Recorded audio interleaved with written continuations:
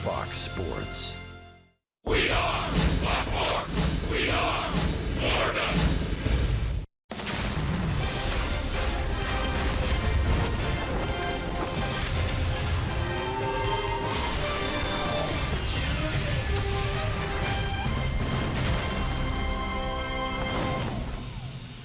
On a Saturday evening in Atlanta, SunTrust Park, brand new. Marlins and Braves renew acquaintance. Last night, the Braves came from behind and beat the Fish on a big Nick Markakis home run. This is a gorgeous ballpark and a great setting. We've seen lots of Marlin fans coming in to see this three-game weekend series. Now that is a big glove, and our friend the Cow is here. Livens up every open. Hi, everybody. Rich Waltz along with Todd Hollinsworth. Marlins last night ran into the Braves. Not only the Markakis homer, but an R.A. Dickey knuckleball extravaganza. They're going to go from mid-60s to mid-90s when they face Mike Foltynewicz tonight. It's definitely going to be a challenge for the Marlins hitters tonight. You got to get in early. You got to get back on the cage and get back on that fastball. It's always the key. Yeah, Foltynewicz got some good secondary pitches, but you got to start with the fastball. If you're not ready for the 95, you're not going to do anything tonight. So some early work in the cages. Remember, the Marlins didn't have batting practice on the field today. Alumni Day here in Atlanta. Last night, Giancarlo Stanton was ready for the knuckler. Boy, was he ever. Two blasts that lifted Miami to a lead midway through the ballgame. Yeah, some great swings. We talked about it in the pregame. Tee it high, you see it high, let it fly. Great swing right there, let the ball travel into the zone. A little drop towards home plate, but on time. Two incredible swings, lots of distance. Now, the Stanton home run, that one put the Marlins up 3-1. Adam Conley was pitching well, but then came the ill-fated sixth inning. And then came Nick Markakis. Not that you should be surprised. He's hurt the Marlins for a long time. Not with the long ball, though. But last night it happened. Yeah, well, an incredible at-bat by Markakis, really, when you think about it. Conley was working him all around the zone and then decides to get back inside, thinks that's a place to get him out. That's an 87-mile-an-hour fastball underneath his hands, and Markakis says, second home run against the Marlins this year, a big three-run blow for the now 2,000 hit club member. Yeah, that's right, a couple nights ago he did that too.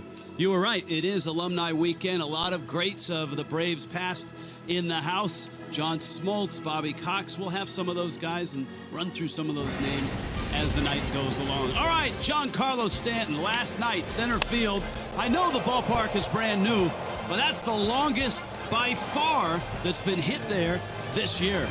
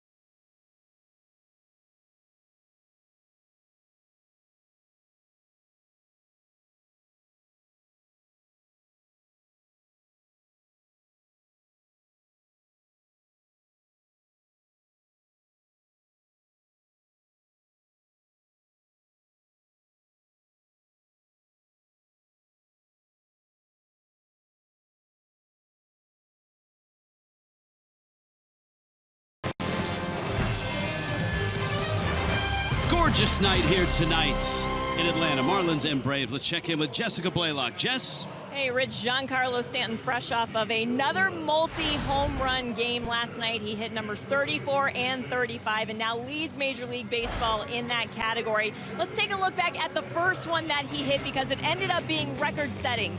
In the fourth inning, Stanton facing R.A. Dickey gets a piece of this one, sends it 477 feet. It initially lands in that tunnel in center field, then bounces back into the field. That is the furthest home run that has been hit at SunTrust Park by 30 feet. And even though Stanton crushes the ball all the time, he never ceases to amaze. Yeah, it was definitely impressive, especially off a knuckleball guy. I mean, he's only throwing 80 miles an hour up there, so you got to put some serious juice in it to get it that far. Nah, we do it all the time. I'm not entertained anymore. I'm more of an Aaron Judge fan now. You couldn't even say it with a straight face. Nah, man, but he's special, man. You know, just to do what he does day in, day out. You know, he comes to play every day, and, you know, he plays hard and he can hit the ball real far. It's kind of unfair because I can't do it. So that one didn't seem that long to me. I don't know if it's here, but you know, the ones in Miami's hit a few that you just kind of, and you watch BP and they go to different areas. So that wouldn't just seem like a normal one last night. Just watching the batting practice, you think that a lot. It's obviously a lot more fun to see in the game because it counts for runs and the fans get to see it as well. But we get to see that every day. It's something pretty special.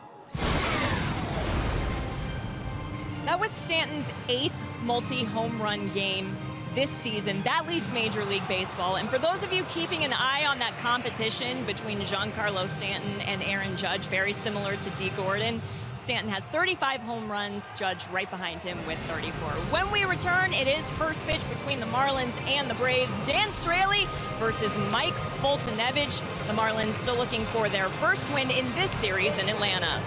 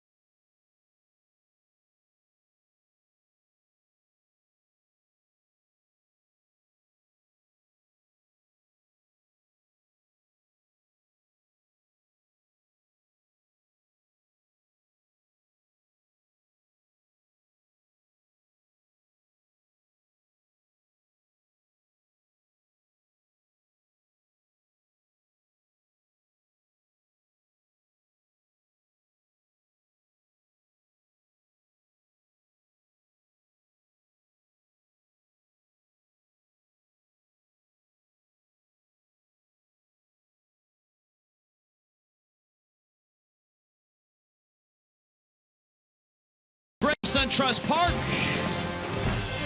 ready to go. Game 2. Last night, the Marlins had a lead late, couldn't hold it. Lineup for Game 2. Dee Gordon in the box. Southwest brings it to you. Stanton slotted second. Yelich in the 3 spot. Marcell Ozuna hits cleanup. JT Realmuto back behind the plate, back in the 5 spot. Derek Dietrich up into the 6 spot. Tomas Telis is at first base. Miguel Rojas hits 8th, and Dan Straley hits 9th. And a big contrast from last night. Mike Foltynewicz throws hard. His fastball misses out at 96. Let's scout him. All right, Mike Foltynewicz, 6'4", 220 pounds, 25 years old. Here's your AutoNation scouting report. He is becoming a fixture in this rotation, really cementing himself.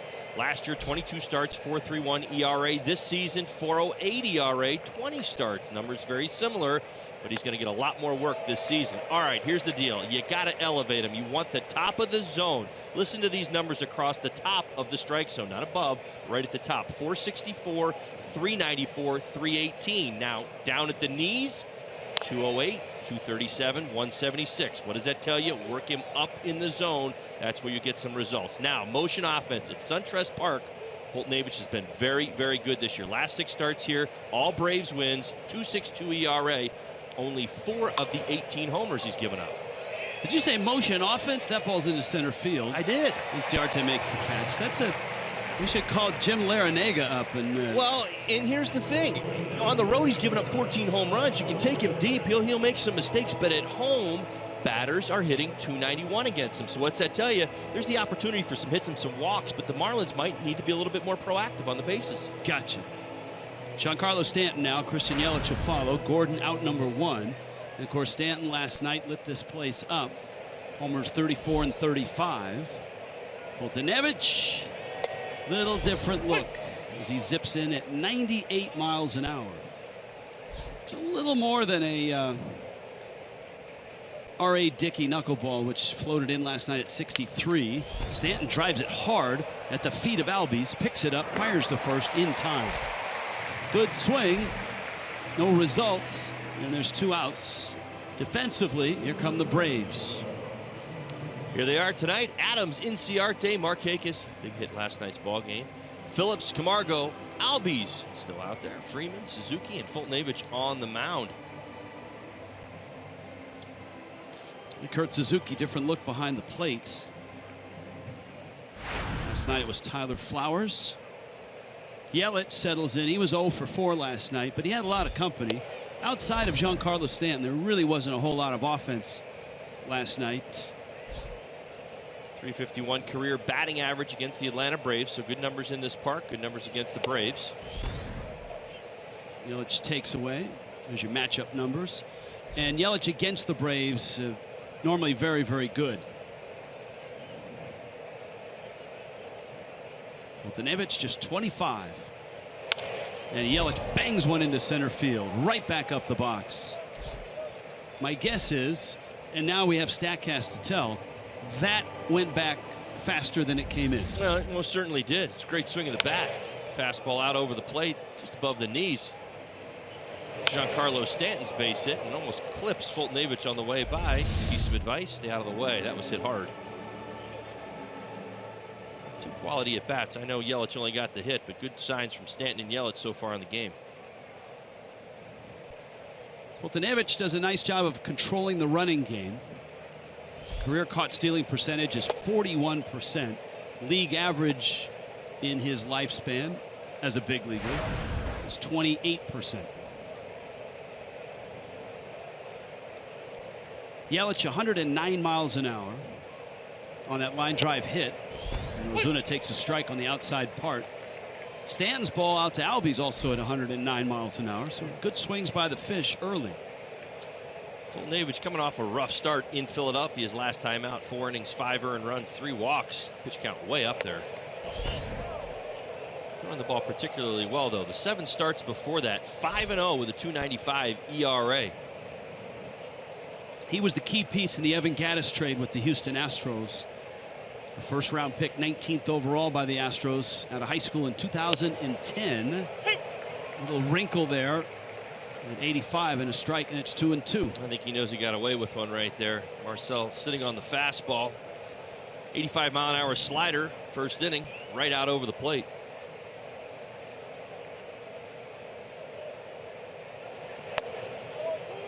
Didn't chase, and that gives Yelich a head start here from first base. Good start to this at bat for Ozuna, hitting .320 his last 18 road games. Adam Hamry is the home plate umpire. Bill Miller, Todd Tichenor, Nick Lentz. 3-2. That one fouled back. Of course, Miami came into last night playing quite well, having won 6 of 8, 9 of 13. The Braves, on the opposite end of that, they had lost 7 of 8. Well, knuckleballers do what knuckleballers do. Quite unpredictable. You never know. You show up to the yard thinking everybody's going to hit tonight, and well, outside of Stanton, nobody really did. Yelich runs.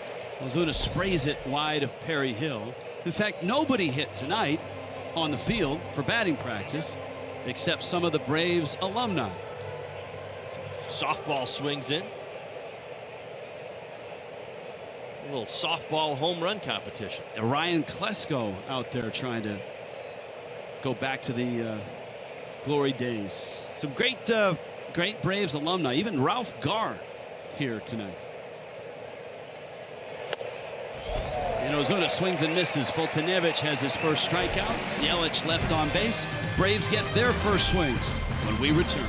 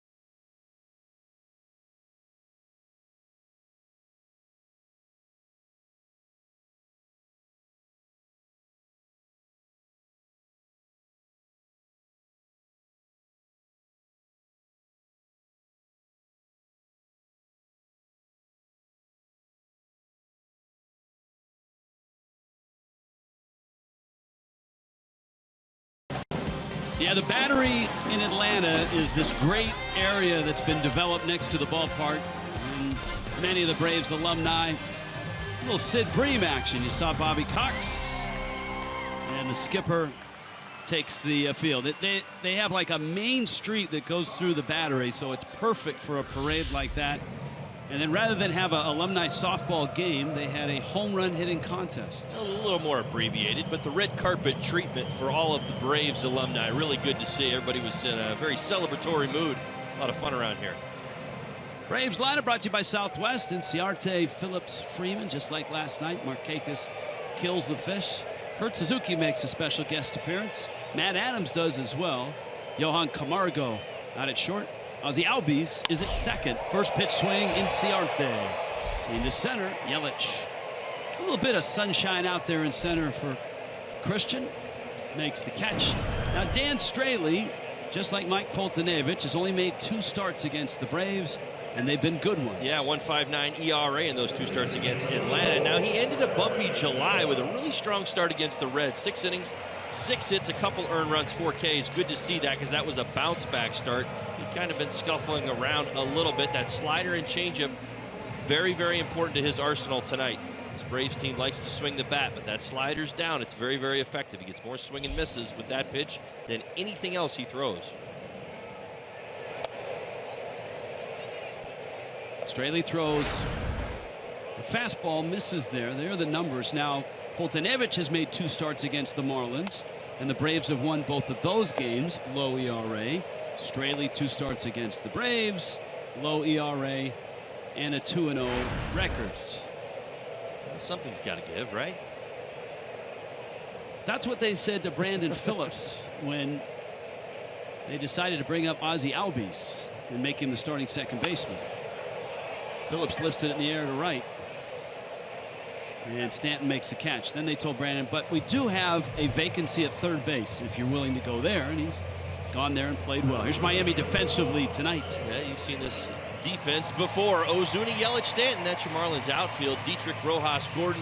Talise gets the start over at first base. Real Muto behind the plate. Dan Straley on the mound.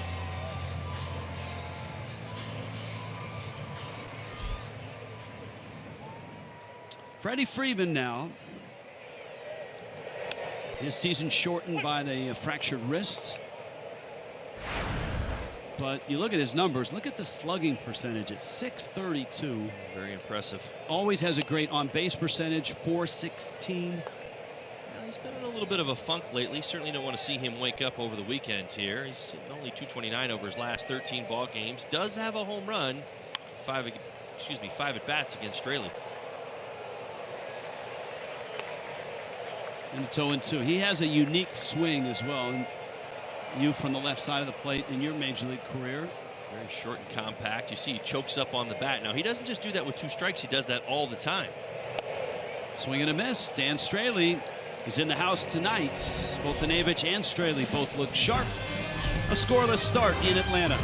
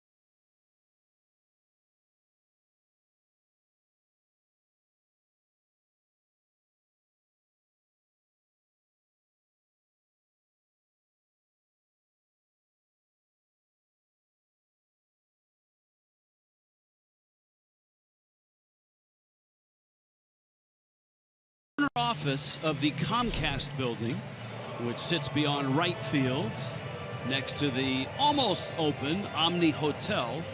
Opening date November 1st, 2017. There are parts of this ballpark and this little neighborhood that's been built here that are still opening up, still getting some finishing polish. Foltynewicz to Real Muto, and JT fouls it back. Have looked aggressive so far tonight against Foltynewicz, trying to get on that first good fastball they get. It's good to see. JT last night an 0 for 4.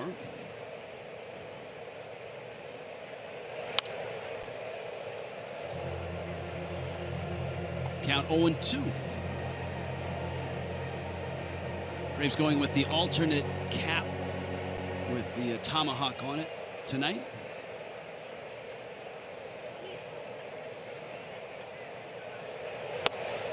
And a swing and a miss. Foltynewicz off speed. And he struck out the last 2 that he's faced. Both on sliders. If you're a superhero fan and a baseball fan, we got a night for you. Hulk on the left, superhero t-shirt on the right. We're talking Marvel Superhero Night on Friday, August 11th. Limited edition of Hulk bobbleheads available. Plus, first 6,000 fans get an exclusive Marlins Avenger t-shirts. Get your tickets at marlins.com/special events, and a special event ticket will get you one of the Hulk bobbleheads and a superhero t-shirt, just like the kind Todd Hollandsworth wears around the house when he's doing the chores, taking out the garbage. It's the way we roll. Dietrich really swinging the bat well lately. Base hit in last night's ball game, dialing up the slugging percentage here of late. Driving in runs as well. 11 RBIs over his last 8 games. Walked last night and a line drive single to right.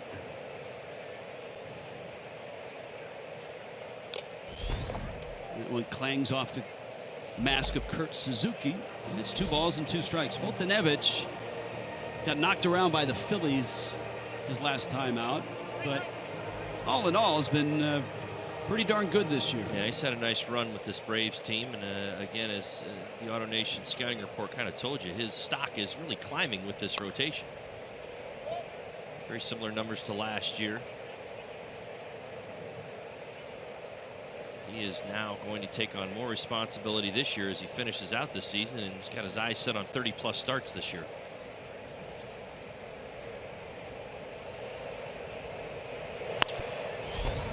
Dietrich in the air, shallow center. Out goes Camargo. Inciarte calls him off and makes the catch.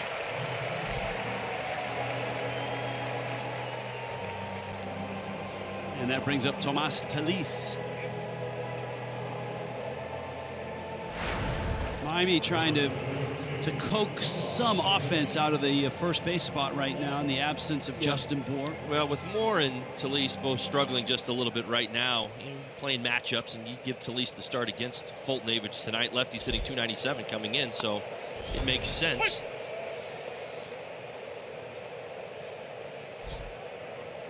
Another righty tomorrow, Lucas Sims. It's a Jose Urena start for Miami.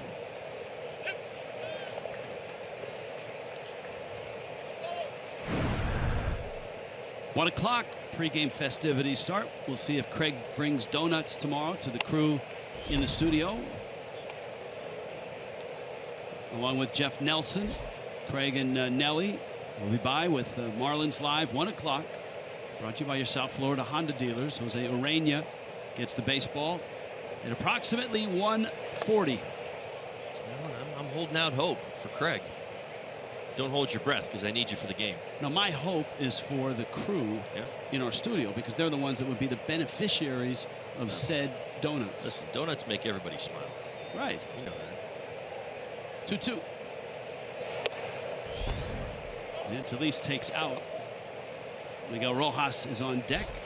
Crowd just settling in, and it's a big crowd in here tonight.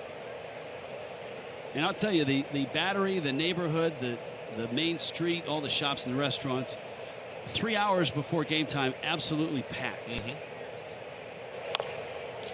Well, I think they did a real nice job with the alumni. They brought in so many former Braves. So you've got the game going on tonight. They celebrated the alumni with a parade out at the Battery. So I mean, we were watching the parade route. I mean, everybody in the cars, I mean, the streets were packed right outside the stadium. So that big crowd outside, they just made their way in here for tonight's ball game. All right, who is your favorite Brave in the parade, or your most obscure Brave in the parade? Well, remember, I was a Brave for a short period of time, about 30 days worth. I wasn't here a whole long time. Now, I competed against Ryan Klesko for an awful lot of my career. He was also out in San Diego, so I saw him an awful lot. Smoltzy, certainly a teammate of mine, Brian Jordan as well. I like Marcus Giles, in all honesty. He was a buddy of mine for the short time I was here. A swing and a miss there by Telis. Foltynewicz has punched out 3, and we're scoreless in Atlanta.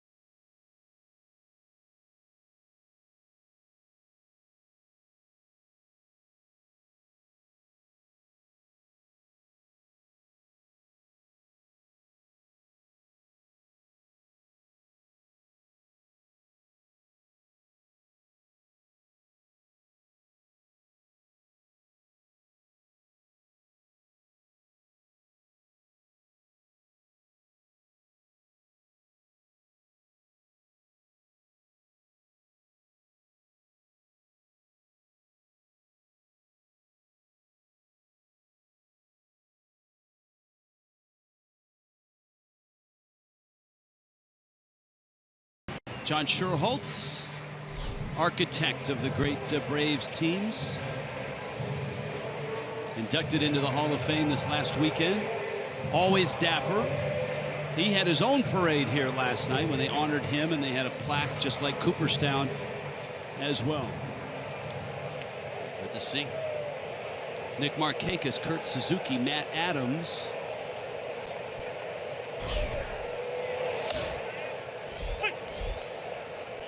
And of course, Markakis ruined the Marlin party last night in that long at bat with Adam Conley. Pulled the fastball into the seats right below the chop house in right field. 8-pitch at bat. Ended up with a belt high fastball on the inside part of the plate. Markakis swinging a pretty hot bat lately, getting on base consistently. .571 on base percentage over his last 35 plate appearances. So he's always been very good at working the count, taking his walks, and well, mixing in a few big hits along the way. There's the chop house and the seats below it. One of the many unique seating areas in the ballpark.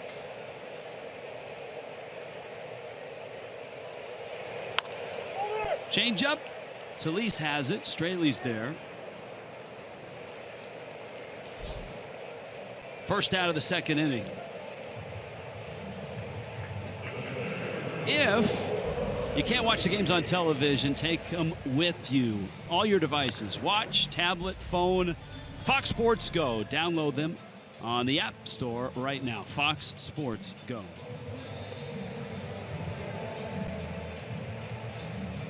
Here is Kurt Suzuki. My of the parading Braves, it was a treat for me to see Ralph Garr. Yeah, you have a little story about that. I want to share that with everybody. Well, it's not. I mean, look, I didn't grow up a Braves fan. But there's a reason he's your favorite. He is, because as a little leaguer, if we had a good game or a bad game, we'd stop at 7-Eleven and get a Slurpee. That was they were new back then, and they had Major League Baseball cups with players on them, like trading cards, Slurpee cups. Right. And I always wanted to get, growing up in the Bay Area, I wanted to get Reggie Jackson. I wanted to get Bobby Bonds, guys like that. And I got, out of a dozen Slurpee cups, I got 9 Ralph Garrs. Is that right? Yes. And I learned a good lesson as a kid with those Slurpee cups is don't put them in the dishwasher, because whoever was on your Slurpee cup, they would turn purple. Not there anymore. Right. Once they got through one rinse and heat cycle. Suzuki's been around. He, of course, terrific college catcher. Oakland Athletic. And he drills one down the left field line. That's a fair ball. And he's having quite the offensive year for the Braves. The Braves catchers have been unbelievable offensively. This platoon, and here's Suzuki with a double. Yeah, slider, this one up above the knees, rips it into the left field corner, keeps it fair, bounces over the wall for ground rule double. Yeah, Suzuki, he has been on fire. He's hitting 11 of his last 13 games now, 12 of 14, batting average well above 340, 8 homers in 11 July games. So, as you mentioned, Flowers and Suzuki getting it done offensively behind the plate for the Braves. When last the Marlins left the Braves, Matt Adams was swinging it. Freddie Freeman was about to come off the DL, and Freeman declared that he would play third base so that Adams could stay in the lineup and play first base. And it didn't quite work that well. Plus, the added infielder in Ozzie Albies at second base. What do you do with Brandon Phillips? Camargo's got the shortstop job for now. And so now Adams finds himself in the outfield. Well, that one foul. It's always very interesting when you talk about hot hitters. Remember, when Matt Adams originally came over, he was hot as a firecracker. He was hitting everything in sight, hitting for power. And what do managers do and teams do when a guy's that hot? You find a place for him. You're like, oh, okay, hey, listen, I'll go play third base. And you start shuffling everybody around. Well, all right, Matt Adams is now settled in. He's still got very good numbers, but he's been a little bit slower of late. He's been maybe a little bit more of a platoon player, does struggle with lefties at times. So they said, you know what? we're gonna change up things here on the infield. Dansby Swanson went down. Albies moved over to second. Camargo plays shortstop, and you're going to keep Phillips over there at third base, and now you got Matt Adams playing the outfield again, just like the Cardinals used to do with him. Saw Brian Snitker there, the skipper of the Braves. There's certainly a rebuilding, I want to say year, but it's actually longer than a year for the Braves. It started a season half ago. Adams lifts that foul and out of play. It's always funny to me. It always comes back to the offense. It really does. For any manager in baseball, you can shape your team the way you want. You can talk about the defense, but when you've got 12 home runs in your first 31 ball games, they're going to find a place for Matt Adams. When you've got 3 homers in your last 30 games, things change. Little tapper. Straley has it, looks, and tags Adams out. And it's out number 2.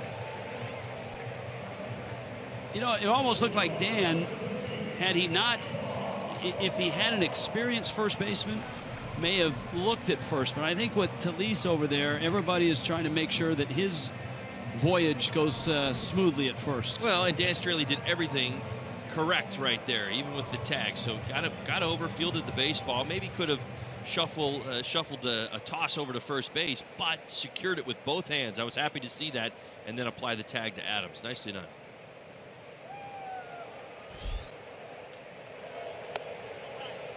Now Camargo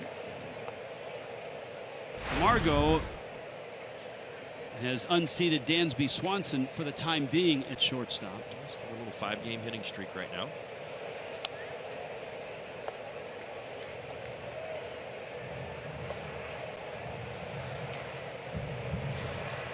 Would you agree, Swanson's still the hope that, the shortstop of the future, as we say in the industry, and need for him to go down and kind of find his stroke again. Without question, and I think Swanson is a guy that was rushed, whether it was Arizona or Atlanta. Didn't play a whole lot of games in the minors, and maybe got here a little too soon. And will be back. The consensus is he's a major leaguer and going to be a good one. But that takes time. It's hard to rush a guy through the minor leagues and throw him in as a starting shortstop in the major leagues and expect him to be one of the bright lights of a rebuilding process. And his name has been linked with all Braves fans and Braves Nation as being one of the guys that's going to be this next generation of stars. Well, he's a local kid. He had a great run at the end of last year. I think expectations, are certainly part of it. Comes in, everybody was expecting him to be the next hot thing here in Atlanta. Fortunately, was way too inconsistent offensively. I don't think that damaged his stock inside the organization. Camargo, a switch hitter, Panamanian. And he chases a fastball. Dan Straley leaves that runner at third base. 93 for Straley on that fastball. Still without a run in Atlanta.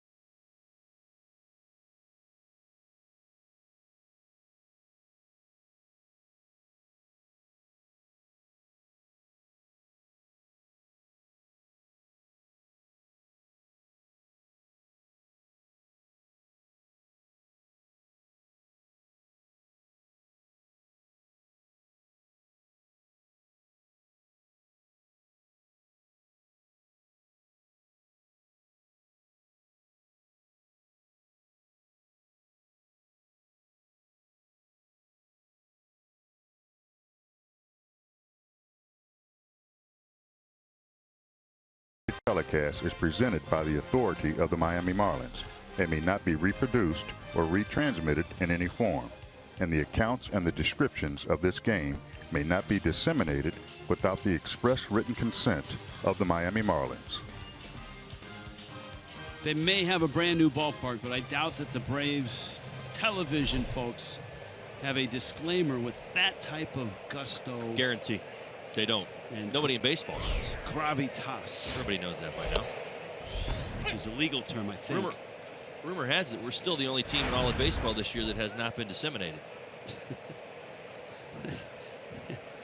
I heard it over at the water cooler. I didn't see it in the notes. Swing and a miss by Rojas. Boy, Fultonevich looks sharp here.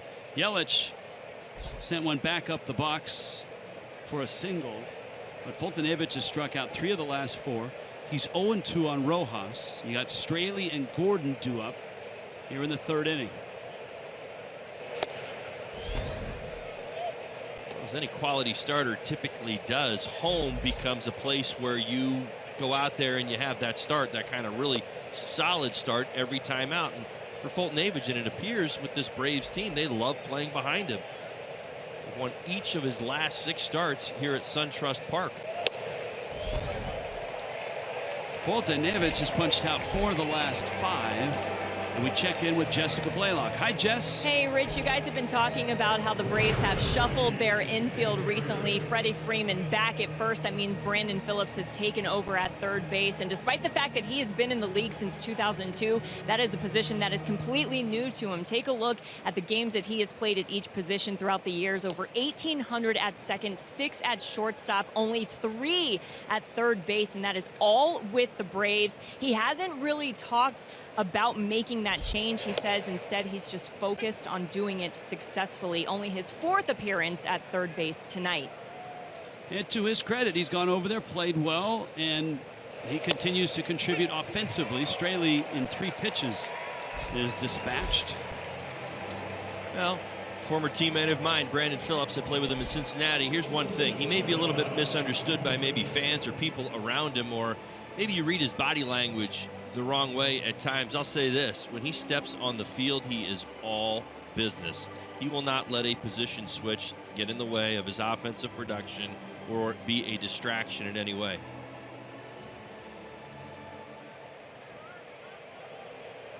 D. Gordon with 2 outs. Fultonevich a breaking ball for a strike, and it's 0-1. Gordon a fly ball out to center. Yelich and Stanton the best swings first time through. Yelich line drive got through to center. Stanton's line drive was at the feet of Albies. Both left the bat at 109 miles an hour.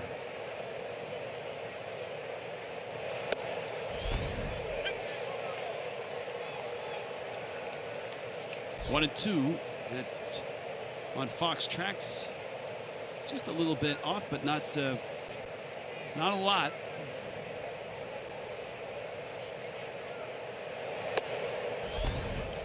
You see Kurt Suzuki slide out and try to get a little bit more. Fultonevich, as tough as he is in the zone, he's going to get inches on each corner. It's only going to be that much more difficult to hit throughout the ball game tonight. Breaking ball. Gordon. Albies cuts it off. And Mike Fultonevich putting up zeros.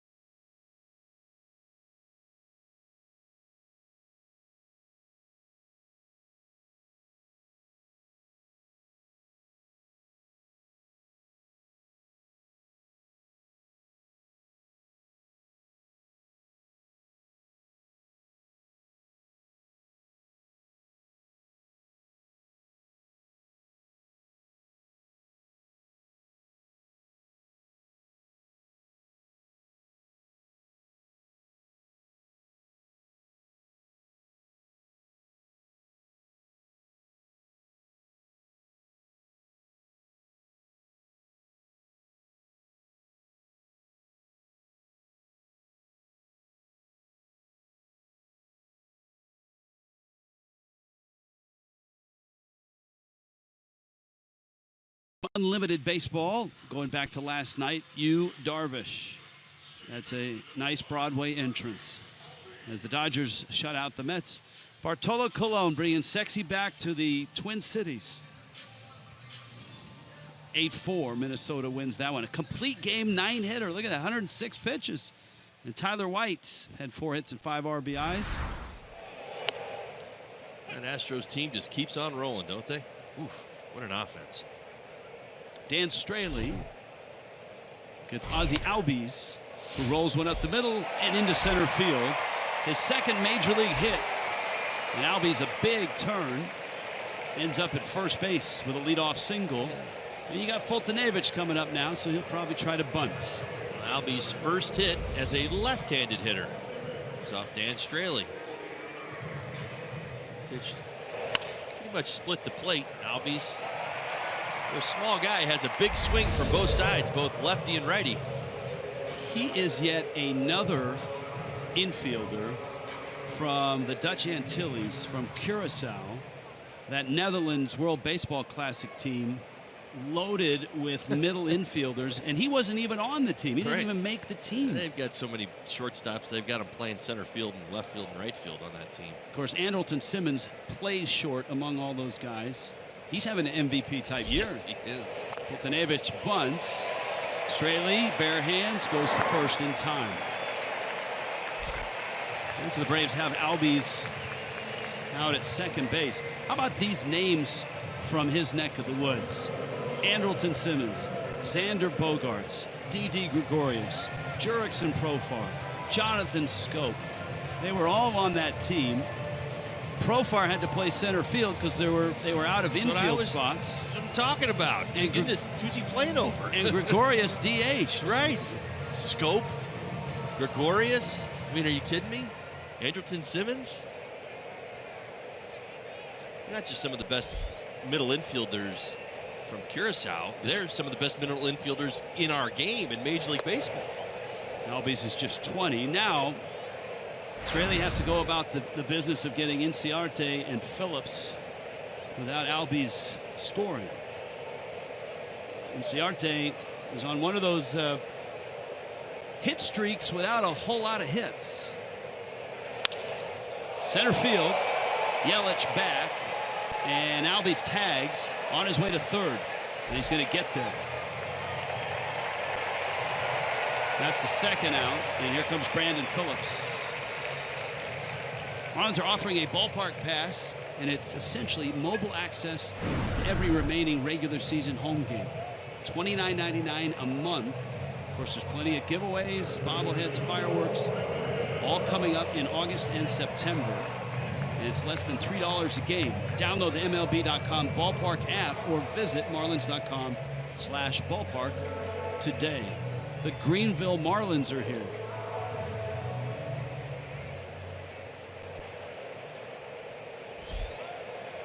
Never know, might be a travel team. Beer League softball. That makes sense. They were here to see the softball game.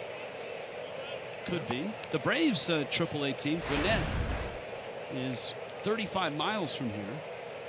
And John Chimchuk, one of our baseball researchers, notes that Dansby Swanson is 5 for 26. All 5 of his hits are singles. 35 miles from SunTrust is Gwinnett. Can you think of the only comp that I can think of with a AAA team that close to the Major League team is Seattle, with Tacoma being a little more than 35 miles south of Seattle. Colorado used to have Colorado Springs, but no more. Phillips fouls it back. Yeah, Colorado Springs is a better place to hit than Colorado. Yeah, there's no humidifier, and they are actually losing their AAA team. Yeah. One thing I remember about Colorado Springs is they thought the ball was flying in Denver. I was like, go down the road, go down south about 45 miles. This place here that's an airport. It's home of the Air Force Academy. There you go. With good reason. That's right. 2-1 to Phillips. Runner at third. And Straley misses down low. There's Bill Miller down there at first base. We told you Adam Hamry is behind the plate. Todd Titchener at second. Nick Lentz is at third.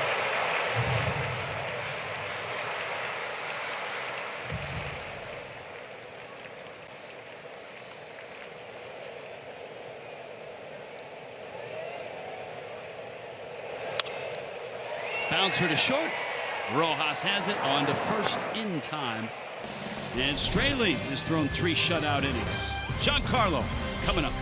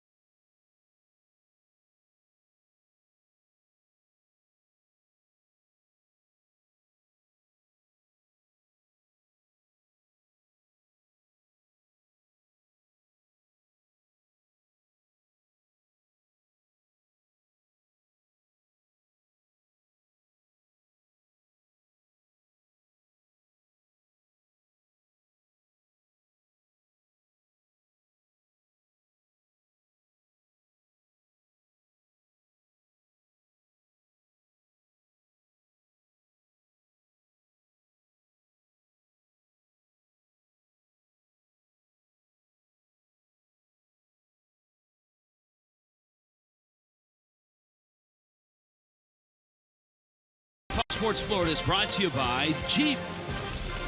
By Supercuts, save time. Check in online with our mobile app or at supercuts.com. By your local Toyota dealers, let's go places. And by Southwest, transparency, low fares, nothing to hide. That's the Hall of Fame area. It's behind home plate. Great fountains. All the Braves' history is there. All the retired numbers. Very cool spot. And every fan has access to that area. Stanton lifts a foul ball up into the seats. Giancarlo hit a bullet out to second in the first inning. 1-1 counts with a righty on a roll. Fultonevich has struck out 5 of the last 6 he's faced. He's pounding the strike zone. 12 of his 33 strikes have been called, so Fultonevich locked in with all of his pitches right now.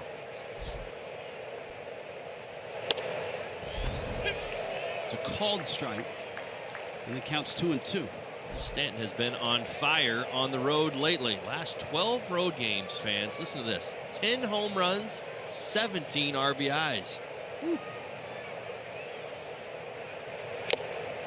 Fastball, Fultonevich stumbles, and he tops 99. That's his top end speed. He strikes out Stanton, and that's 6 strikeouts now. Yeah, and that's the definition of reaching back to go get it right there. I mean, that's center cut right there, but at 99 miles an hour, goes back and tries to get a little extra, get it by Stanton.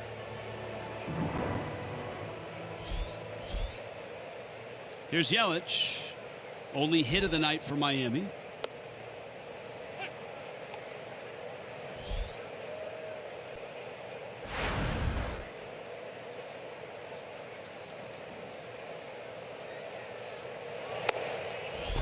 Yelich is on base and slugging, slowly rising over the last month and a half to 2 months. 363, the on base.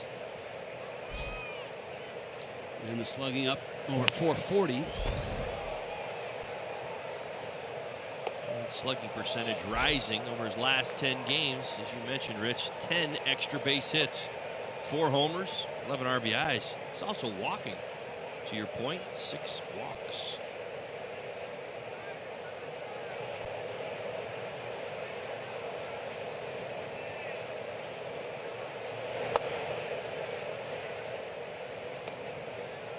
Great take. I got to tell you, that was a pretty nasty slider right there. Yelich spit on it like he knew it was coming.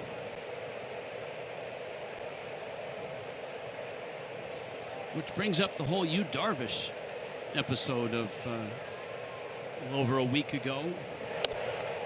That's strike 3 called. And he dodged the corner at 97. Actually, he missed the corner at 97, but not by much. Foltynewicz is just on an incredible run right now. There was that report that Darvish was tipping his pitches in the game in which the Marlins knocked him all over the place. And Yelich refuted that publicly and said, we did not have any of that knowledge. Darvish, whatever adjustments he made from that start to his start last night, though, it went quite well for him in New York. As we discussed last night during the game, he jumped leagues to start. So Mets, I can guarantee you, have not seen a whole lot of him. Not that the Marlins see him a whole lot either, and they had his number. They sure did that day. Wow.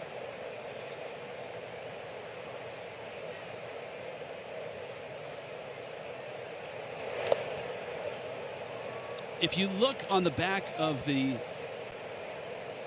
reader board behind home plate, you can see that MC Hammer is coming in concert, and I think Ozuna, learning that, has loaded up a few more chains tonight. So he's going a little heavier on the bling tonight. You see the sign there, MC Hammer, August 19th. And of course, MC Hammer has a baseball connection. I'm trying to remember his first name, but his last name was Burrell. And Charlie Finley liked him so much. Stanley Burrell, thank you, Kevin.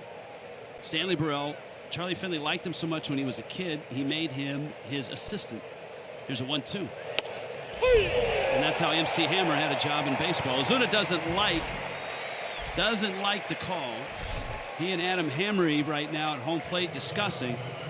But right now, Mike Foltynewicz is untouchable.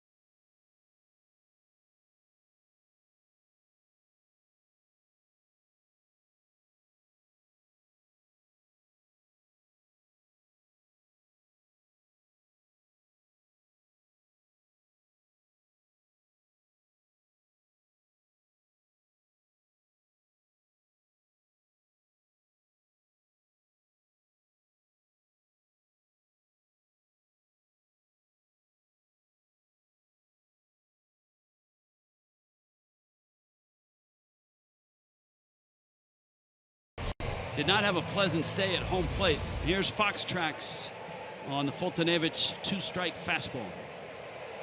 Yeah, for obvious reasons. We've talked about it. Foltynewicz, this guy's got great stuff. He's got a big-time arm. He's got a good slider. He's throwing hard, and he's getting inches on the corner. Both sides. Freddie Freeman hits it high. Into the corner goes Stanton. And he's under it and makes the catch.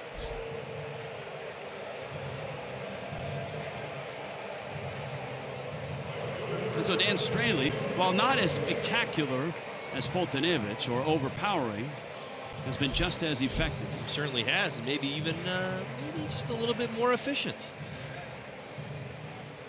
Getting quick outs tonight, making good pitches. Slider has only been up a few times tonight.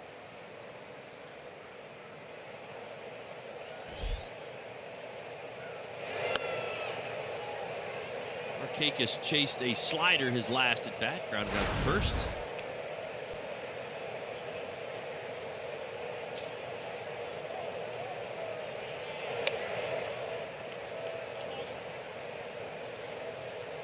South Florida Honda dealers, get you ready for the ball game tomorrow. Remember, 1:35 start, getaway day. Marlins head to D.C. after.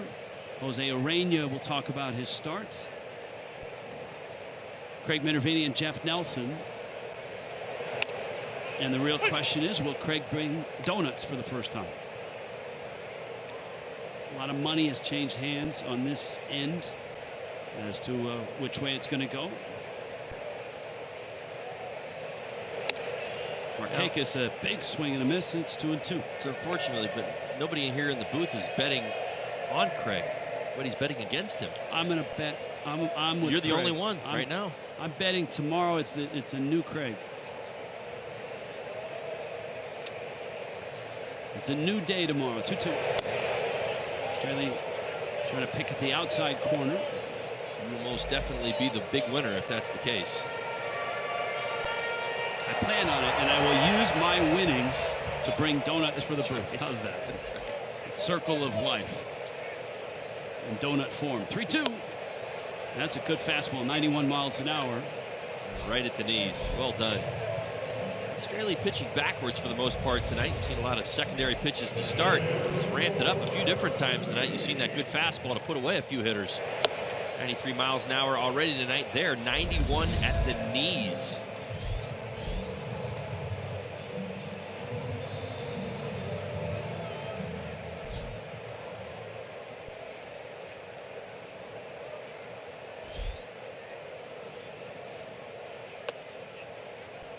That's a swing by Suzuki.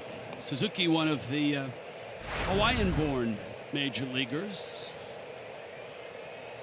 And he was offered a full ride to go play at Hawaii, but he played at Cal State Fullerton instead and had just a terrific career.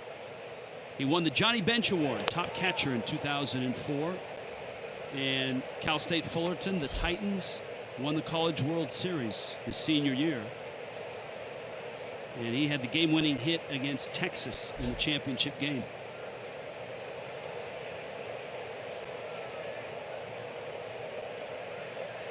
He and Shane Victorino from the same hometown, Wailuku, Hawaii.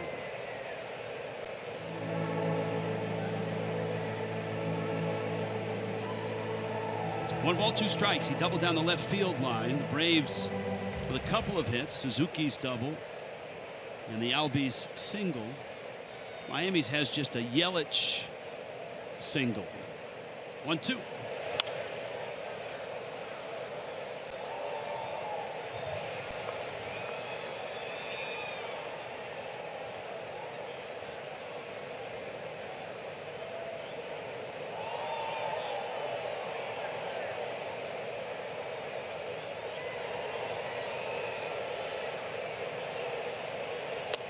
Got him. Straley with a strikeout. 4 shutout innings for Dan Straley. Back and forth they go. Straley and Fultonevich in a scoreless game.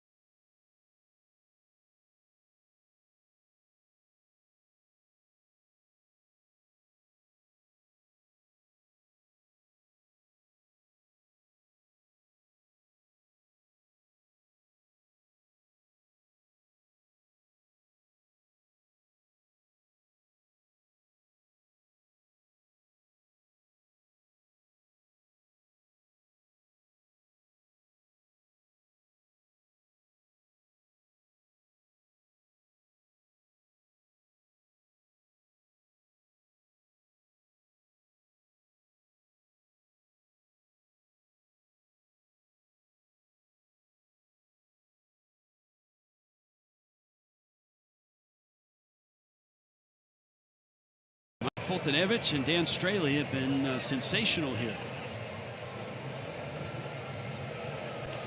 Both attacking the strike zone, doing it different styles. Fultonevich coming right at the Marlins hitters, throwing lots of fastballs and mixing in an occasional slider to go along with it. Straley doing it a little different, using those secondary pitches to start. He's putting hitters away with that fastball. Realmuto takes a breaking ball. Fultonevich has struck out 8 and walked nobody. Struck out the side in the 4th, 2 in the 3rd, 2 in the 2nd, and the last hitter of the 1st. And that one bounces up to Suzuki. Yeah, it will be a nice symmetry with MC Hammer in concert here, because he got his nickname because he looked like, as a kid, Henry Aaron. Oh. Little chopper. Albies has it and gets the out at first base.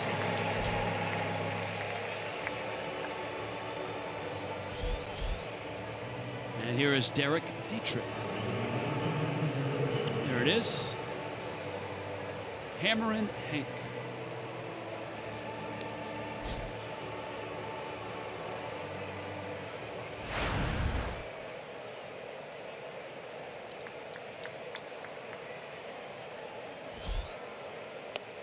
We have a wide net of researchers, crack staffers, and all of that, and they've weighed in with AAA teams that are close to major league teams. And while Gwinnett and this new Braves ballpark is the closest, Bob, who is a sharp baseball mind, one of the sharpest I've been around, reminds me that Boston and Pawtucket are 48 miles apart. There you go. Derek Dietrich takes out John Chimchuk. Also lobs in Toledo. Detroit and Toledo 62 miles apart. And Philly and Lehigh Valley, the Iron Pigs, are 64 miles from the Phils. It's always good to have. If your AAA team close, you need a player, you can a lot of times make that call in the same day. In fact, the Braves did just that. They had a flurry of moves before the game. And Miami's own, who we saw and talked about yesterday, was traded back to the Pirates. Sean Rodriguez was in the game last night as a Brave. He'd played previously in Pittsburgh, and the Pirates liked him so much that they traded for him this morning. Absolutely amazed.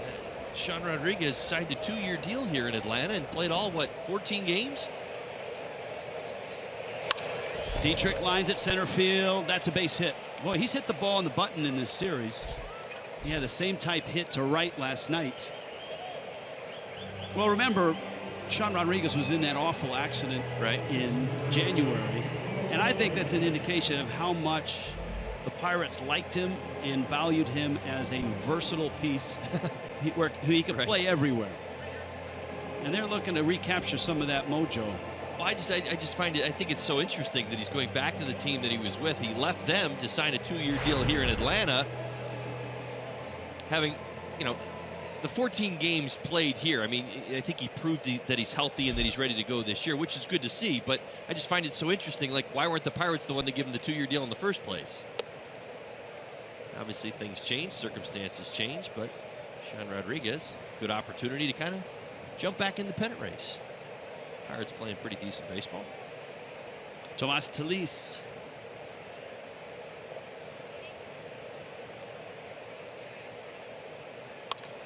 Talis, right center field. Markakis Inciarte. And it's Markakis who makes the catch. 2 outs. Here comes Orojas, and here comes a little Geico love.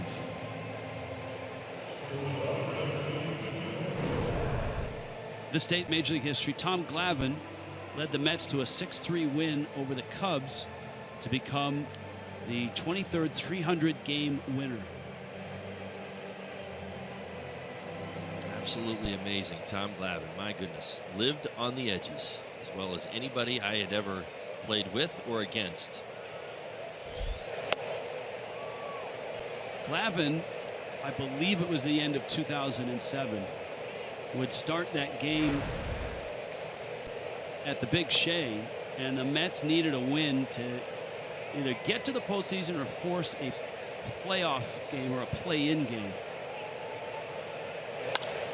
And the Marlins beat him. That one's going to fall foul down the right field line.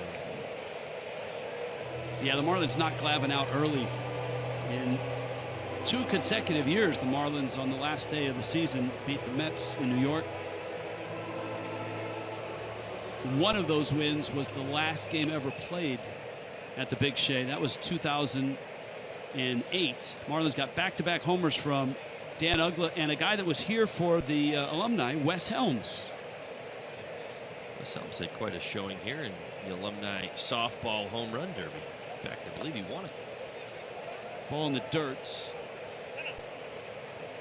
1-2 the count on Miguel Rojas.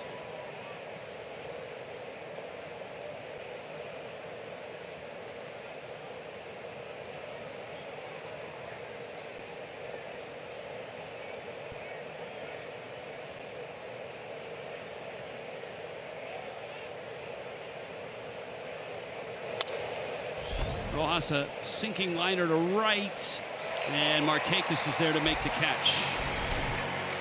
Well, Fultonevich didn't strike anyone out, and Miami still scoreless. Halfway through and no runs.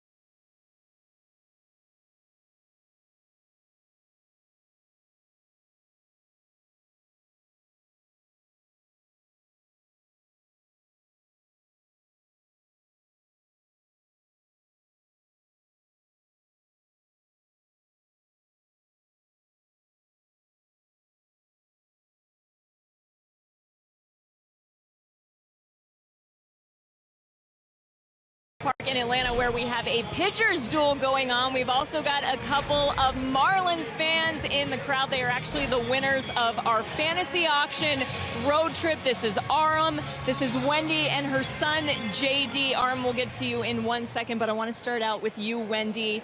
Now, obviously, you get to come to the games here, but what else have you guys been doing this weekend? We went to Six Flags over Georgia. I went to Stone Mountain this morning. We've been to the games. We went to a sports memorabilia shop today, and JD stocked up on baseball cards. And I was going to say, because JD stocked up on baseball cards, he's a huge sports fan and has an unbelievable collection of memorabilia. Tell us a little bit more about your collection, JD. Well, I usually go to the shop and I buy boxes of cards, and I have a lot of cards. And I just like to sort them, and it's just fun. And you had some stuff signed here, right, by a couple of players? You had a baseball that a couple of the guys signed? I actually got my glove. I got Miguel Rojas, Tyler Moore, and AJ Ellis. That is awesome. Now, Aram, I know for you, you've done something special throughout the course of your life. You visited a lot of different ballparks. Tell us a little bit more about that. Well, since I was about JD's age, it was a goal of my dad and I's to go to all 30 baseball stadiums. So this was actually 21 for me. And it was just really cool to do it like, you know, the way the pros do it, you know, staying at the hotels and going early for batting practice. It's just a completely different way of going to a game, and it's been a really awesome experience. And something else that's cool, you're a journalism major at Syracuse. We all had the opportunity to go out to lunch today. You had a chance to talk with Rich Waltz for a while. What was that conversation like? It was amazing because, especially speaking to yourself as well, I just got to, you know, get so many questions answered that you don't really have the opportunity to ask those questions, and it really gave me a unique opportunity to take advantage of it. My mom said you better take advantage of every second you have, you know, with these people, because they are where you want to be, and it's true. And I really learned a lot, and I even got to go up to the press box for a little bit and see how the whole operation works, and that was really cool and really made me more sure that I am on the right path and doing what I want to do. That is very cool. Well, congratulations to you guys for winning the road trip. We had a wonderful time with you guys today at lunch. We hope that you have enjoyed your weekend so far in Atlanta. Guys, back to you. All right, thank you. It was a great lunch in the Buckhead area. And the youngster that had the baseball cards, in one of the packs that he opened at lunch, had a Cody Bellinger that was actually signed by Bellinger. It was one of those boxes where there's a few cards that are signed. Really and signed? His happened to be a signed Bellinger card. Wow. So that was what a get. That's a true reward right there. All for a good cause, and we thank them for contributing. There he is. To the Fox Sports Florida Fantasy Auction. JD he's on it, man. He knows every player, every team.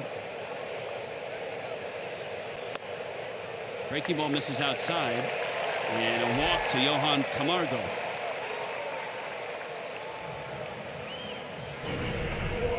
Get to the ballpark for back-to-school weekend. Saturday the 12th, the Marlins and the Rockies go at it. First 7,000 fans get a Marlins backpack courtesy of Del Toro. Get your tickets today at marlins.com/tickets. Albie's up. One out here. Straley chases Camargo back.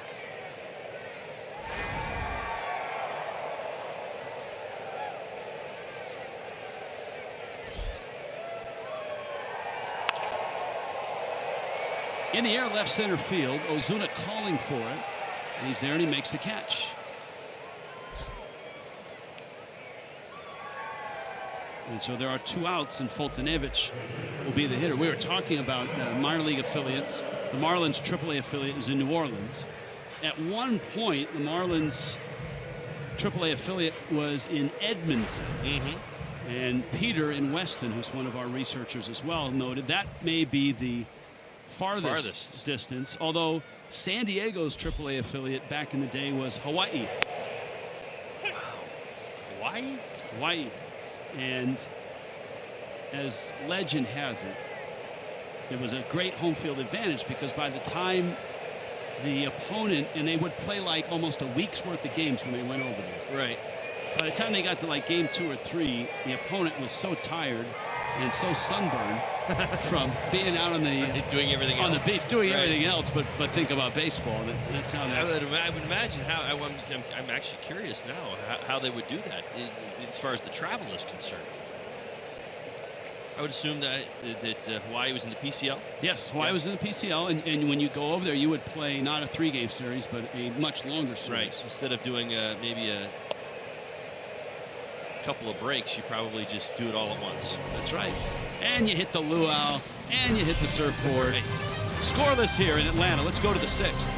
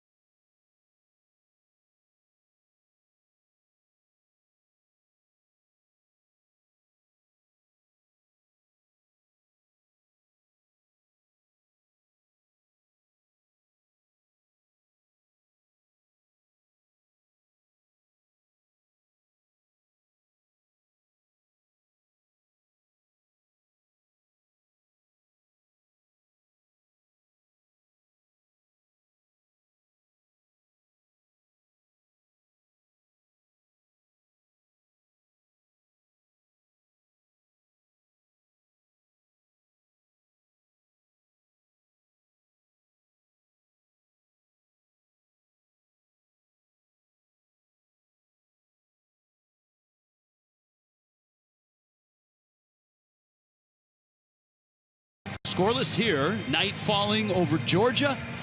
And this beautiful new ballpark, SunTrust Park. Here's the pitcher comparison. They've gone about it in very different ways. Yeah, they really have, but that's the arsenals for both Dan Straley and Mike Foltynewicz. A little bit different. You see high fastball velocity with Foltynewicz being very, very aggressive with that fastball, mixing in a good slider along the way. Second time through the lineup has used it at the front and the back end of a series of pitches. Straley, on the other hand, has really shown more of those secondary pitches early in the count and has gone back to that fastball later. Quicken rocket arms, and that's appropriate here. Straley fouls it off. Braves 3.76 pitches per batter, second fewest in Major League Baseball. So the Braves attack the strike zone and get early action. They certainly do.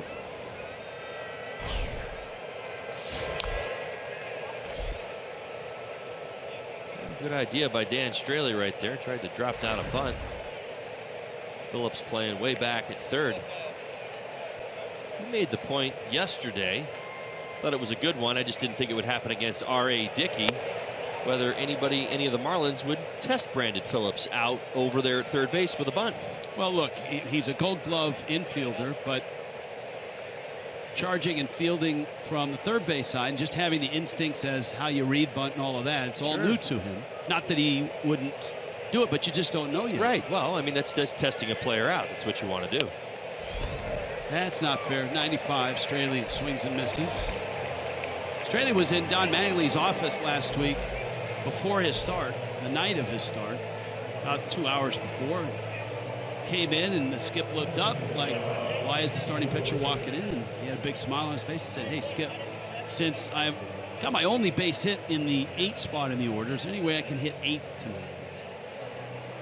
And he had a serious look on his face, and Mattingly looked at him, and Straley smiled and said, just kidding.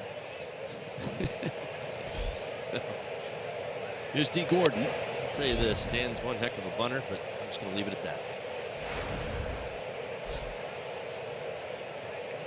Gordon's 0 for 2. Now, this is third time through. Foltynewicz, second time through, started to mix in more off-speed stuff. What happens hitter, pitcher, third time through? Well, it's going to be curious. I noticed he made some adjustments against those first at-bats. Give you an example, JT Realmuto. JT Realmuto went up there the first at-bat, saw 2 fastballs, and really went after Foltynewicz. So what did he do the second time through? He started him off with a slider. So he's trusting his arsenal right now. Foltynewicz is going to have to continue, if he wants to continue to get outs, read the swings, read the approach that the Marlins hitters have against him. So far, it's been very aggressive tonight.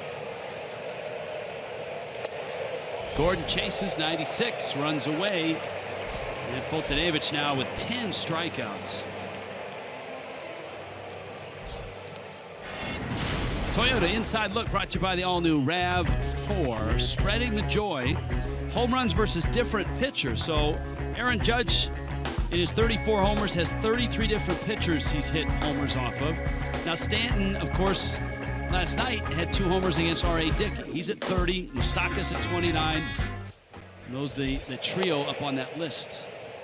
It's pretty interesting, that whole list. They were only off by like 1 or 2, almost all of them. I think when you start hitting into the 30s and 40s, that you probably double up on a few guys. Stanton swings and misses, and it's 1 ball and 1 strike. And Foltynewicz has equaled his career high with 10 strikeouts. Yeah. He's been on his game. He's used a somewhat wider strike zone to his advantage tonight. Giancarlo, deep left field, and gone. Add another guy to the list. Foltynewicz gives up a long home run.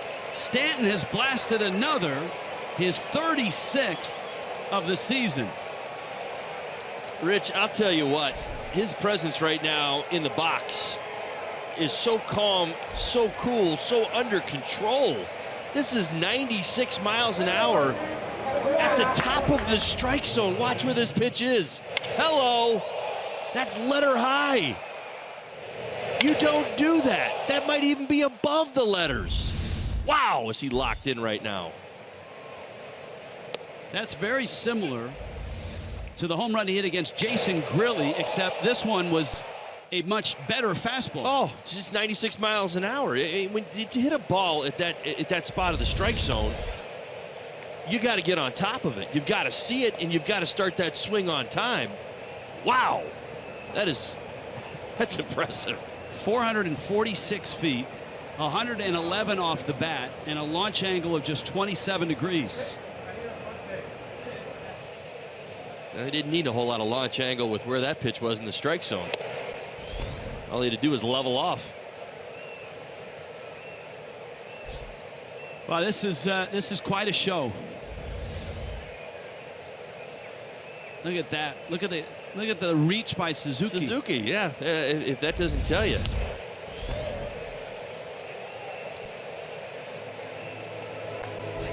My goodness. My opinion, that might be the most impressive home run we've seen from Stanton all year, based on where that pitch was in the strike zone. Not the farthest, not where it went, not the longest distance or exit velocity, but when you consider what it takes to hit 96 miles an hour at that spot, that's impressive. Foltynewicz trying to get Yelich on a high fastball. He's on pace to hit more than 50. 50-51 right now. I'm telling you, Rich, last week at batting practice, this was before the road trip. I was watching him in the cage, and I watch his body language and his rhythm and how he goes about his business, and he is in a eerily calm place right now, meaning he's seeing the ball. The game, you've heard the phrase that when a guy gets really hot, the ball looks like a beach ball. It's coming in, it's like it's slow and everything's under control. That's where he's at right now. He's seeing that ball so clear, so under control that the first pitch he can get the barrel on, he's hitting it every time. Struck him out. Yelich didn't like it. Foltynewicz, a career-high 11 strikeouts, but that one fastball ends up in the seats 446 feet away. 1-0 Miami.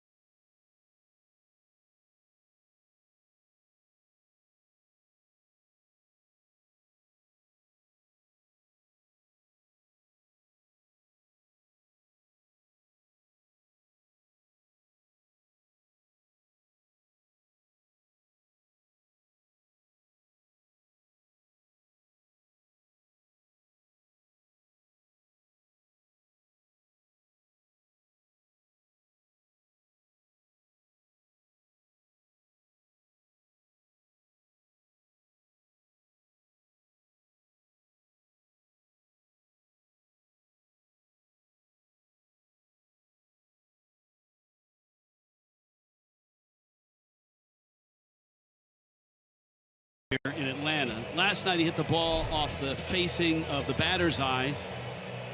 The longest home run hit in this ballpark. I know it's only been open a year. There's your slugging percentage leader, Stanton up to .606. I can't help but think he's going to leave a few marks around this stadium for quite some time.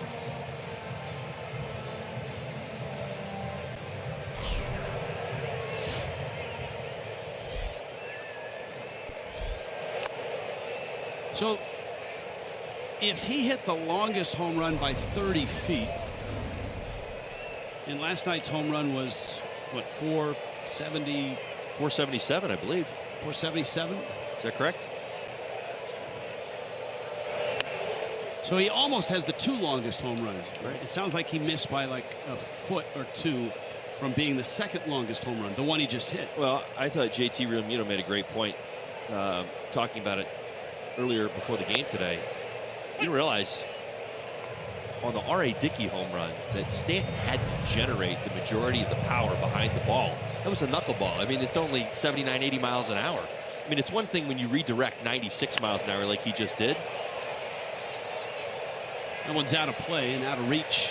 But when you're hitting an 80-mile-an-hour, pitch, you've got to put your effort behind it and create a lot of that distance. And he did, obviously. I mean, we know how strong and powerful he is.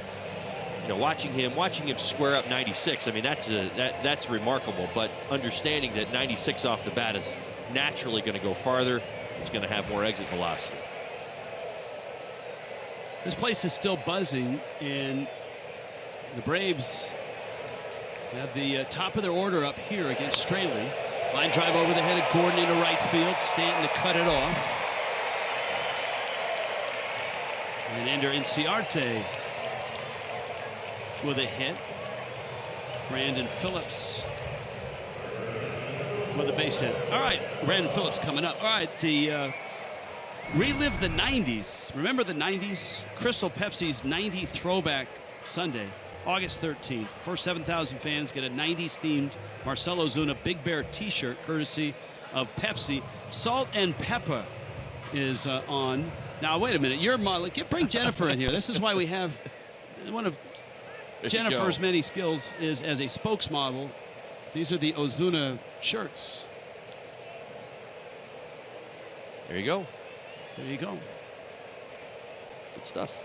And Salt and Pepper. I know in the 90s you were rocking Salt and Pepper. Salt and Pepper, yeah, sure.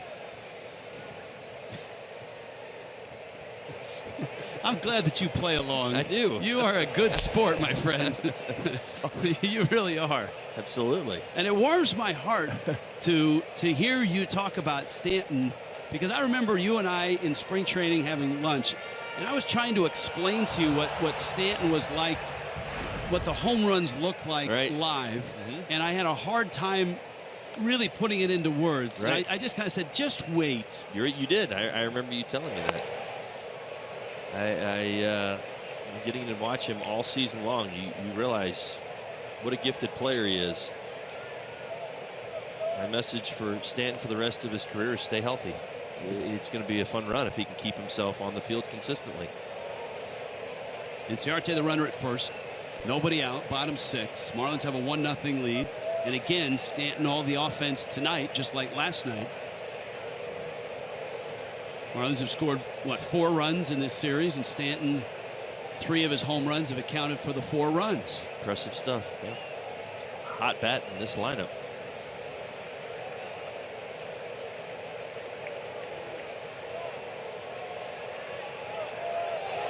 Runner goes. Real Muto double pumped. I don't know if there was contact or if he just lost the grip. But normally for JT, that's a clean throw. Here's a look. Well, he had it all the way.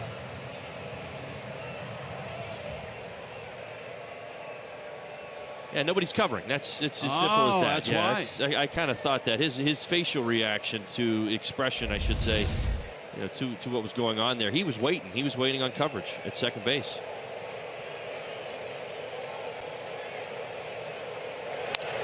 Phillips fouls it off.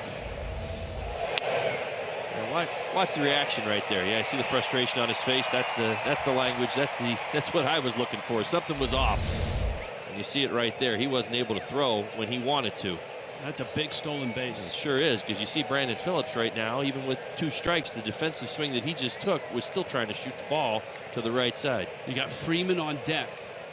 Phillips, good situational hitter. And a great pitch by Straley. Especially with Phillips trying to shoot it to the right side. Now Straley needed to get this almost in the dirt. You wanted to get Brandon Phillips to swing, at the same time come up empty. Change up a big pitch for him time and time again this year, working well tonight.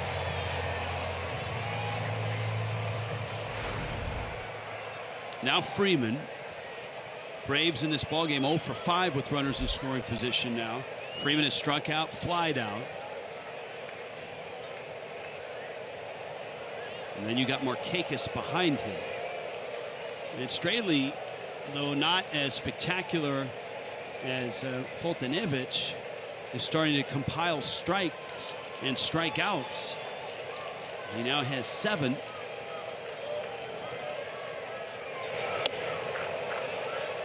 Change of speed there.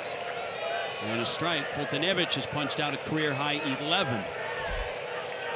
Dan Straley's up to 7, and the combination is really working. We talked about it a little earlier in the ballgame. Struck out Freddie Freeman with an elevated fastball at 91 miles an hour. What's he start him off with? First pitch, changeup.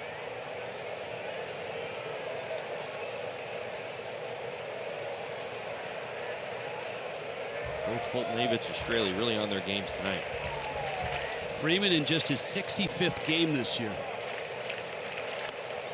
That's a strike. Straley came in back door. And it's 1-2. Fox Tracks has it.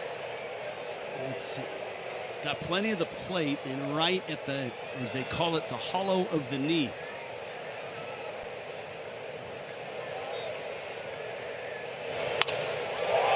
Freeman dumps it into left field. That's a hit, and that's a run, and this game is tied. Almost sounded like he broke his bat. Yeah, with 2 strikes, Freddie Freeman does so many times coming into tonight. 385 batting average with runners in scoring position, and just enough to get the job done. Good pitch by Dan Straley. This is the changeup, the one that got Brandon Phillips out. You see how much that stolen base now factors into this. Able to fight it off and dump it in left field for an RBI single.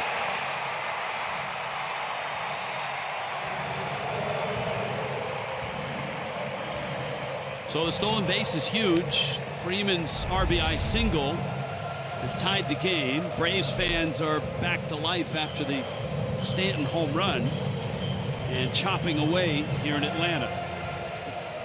Markakis 0 for 2 is bounced out and struck out.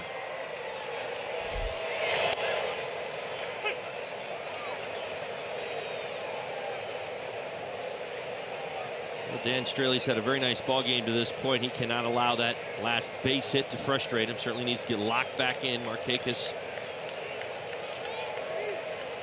not hit for a tremendous amount of power, but almost always, never, very rarely gives away an at bat. So Straley needs to be on his game here with Markakis. 1 out in the 6th. Straley 81 with the pitch count. Foltynewicz 95 through his 6 innings.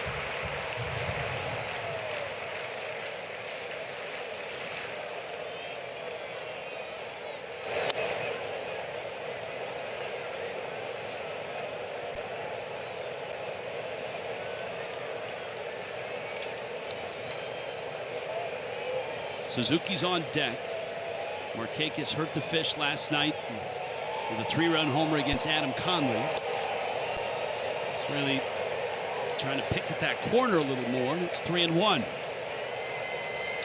He has to be very, very careful here in this situation. You know, last night, Adam Conley was taking the same approach with Markakis.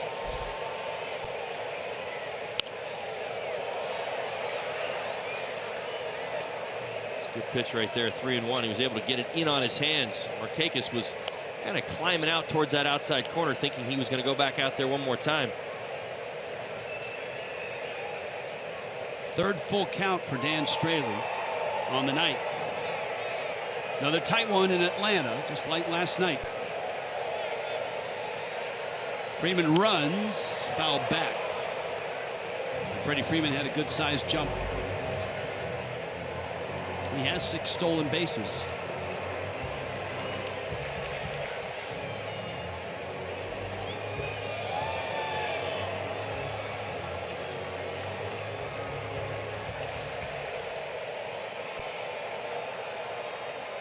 Another Stanton home run.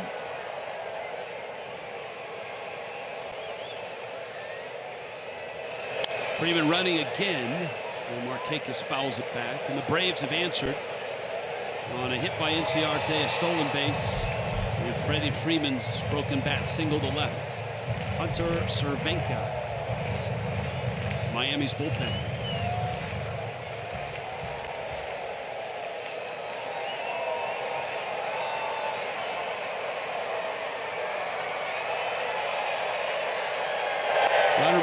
again, and it's fouled off.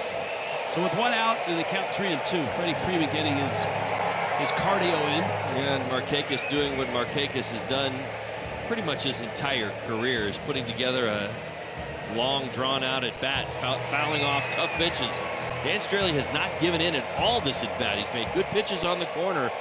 Markakis able to foul him off. That last one, a changeup down. Just a piece of it.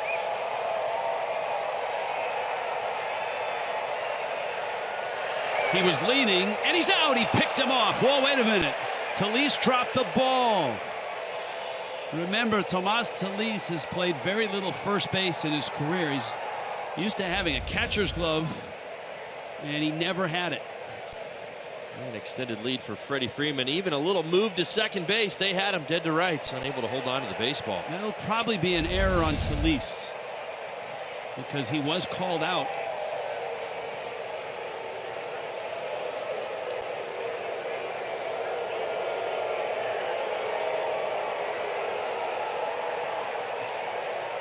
Freeman runs, liner center, Yelich won't get it, it's over his head, it goes to the wall. Freeman streaks for third and is around to score. And it's a double for Markakis, who bites the Marlins for the second night in a row. Well, very similar at bat to last night. Long, grinding out, fouling off pitches till he gets something he can handle. Freddie Freeman on the move, finally gets just that. This one catches a little bit of the white. You see it right there on the outer third. Able to barrel it up and drive it over Christian Yelich's head. Yelich tried to cut across and get it, but that cutting action on the ball, that little fade that you see off the top, kind of steers it over his head and away from him. Freddie Freeman scores easily first base. Markakis just has eye-popping numbers as a Brave against the Marlins. Well over 400 in his career. Once again, I think the two things that stand out in this series is the inability to put him away in key at-bats. 9-pitch at-bat for Markakis. And Straley gets a visit from Juan Nieves. Well, you got Suzuki, then you've got Adams. There still is only one out. It's a four-man bench for the Braves, and things have shifted a bit with Jace Peterson being called up. Peterson's a left-handed bat. Danny Santana's a switch hitter, and you've got Lane Adams and the other catcher Tyler Flowers as right-handed options. Straley misses up. Well, that meeting was just about where Suzuki's at, how hot he has been lately. Obviously already a double in tonight's ball game. And the fact that Matt Adams is behind Suzuki in the on-deck circle.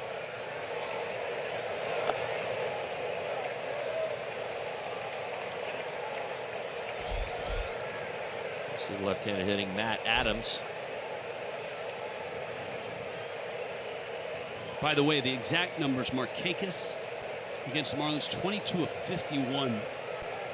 And remember, his very first game as a Brave was an opening day game in Miami.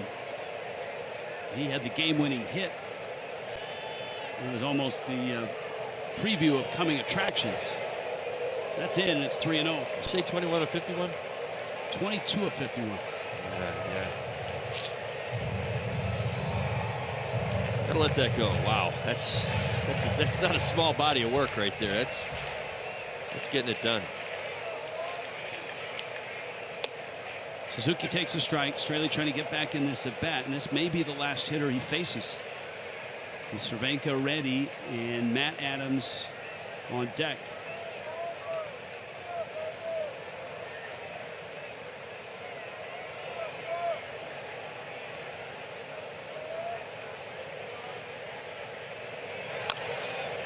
Breaking ball fouled off. Real good pitch right there. 81-mile-an-hour slider. Suzuki coming out of his shoes. You see, in terms of stressful innings, this is it for Straley. This is the most stress he's been under. Well, and pair that with where he's at in his pitch count on the 6th inning. They bring just a little bit.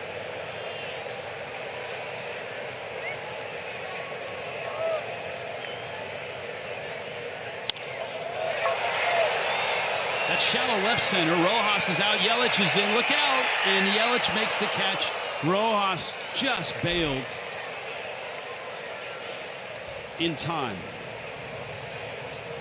Good communication by all involved. Yelich has the right to that baseball as the center fielder in charge. He calls off Rojas and able to make the running catch. That had some hang time underneath it. Yelich to get there. Here comes Don Mattingly, and that is, in fact, the last man that Straley is going to face. Florida Lottery called to the bullpen. Pitching change here. Braves have the lead. It's 2-1.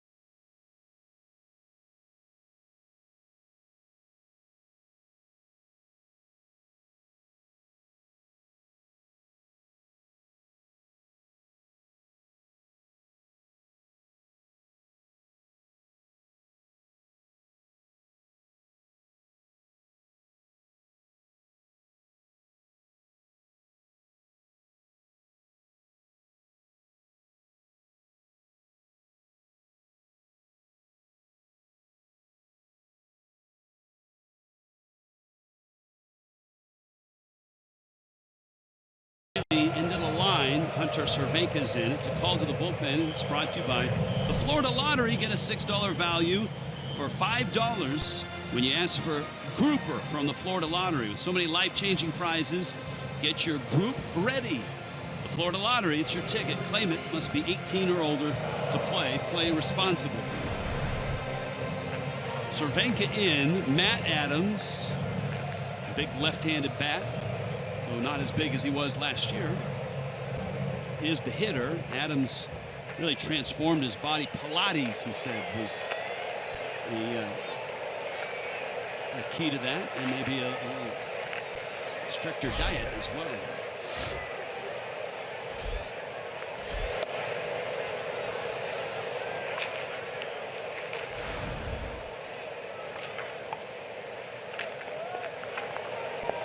Two-1. Atlanta on top.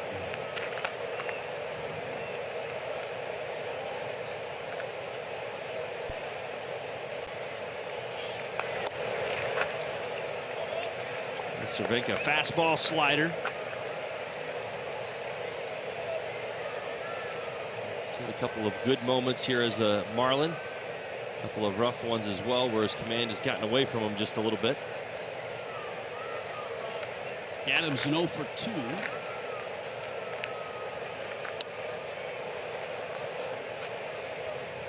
And Cervenka's out in front 1-2. Well, it'll be interesting to see with Fultonevich, who's thrown 95 pitches and has been sitting down for a while here. This has been a long half inning. If that has an effect, if the pitch count and the weight wears on him at all. 1-2. Check swing, no swing. Nice try by Cervenka to get Matt Adams to expand the strike zone. Slider away. You see Adams able to just hold up.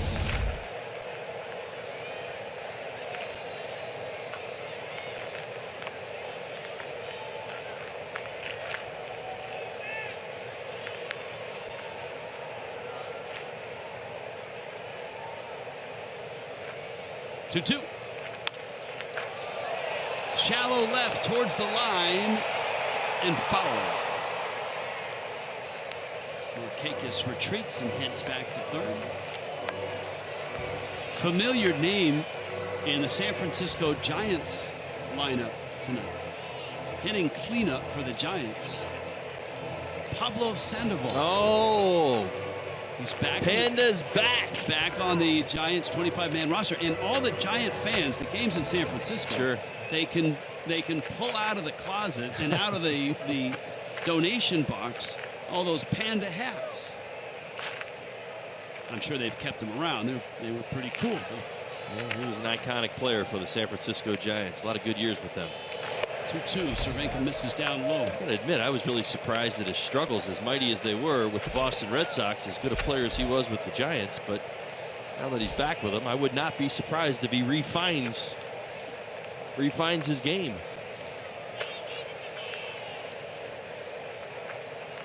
Big pitch right here for Cervenka.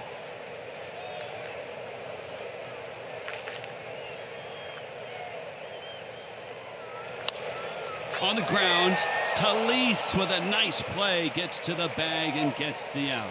Nicely done by Tomas Talise. Atlanta rises up and gets two. It's 2-1.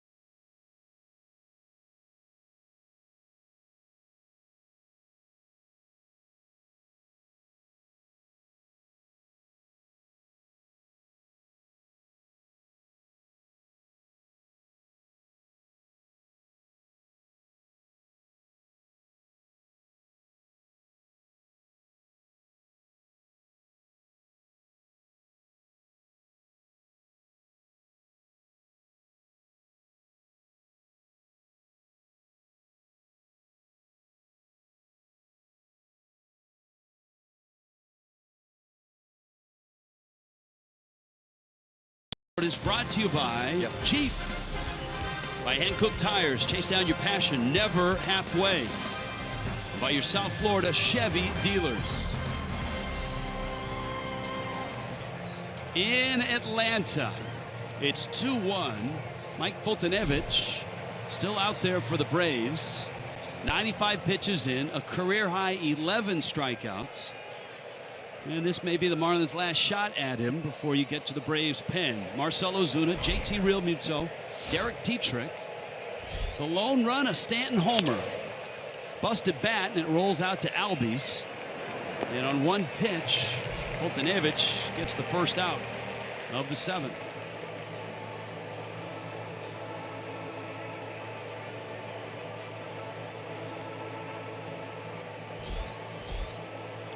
There's the Marlins box score.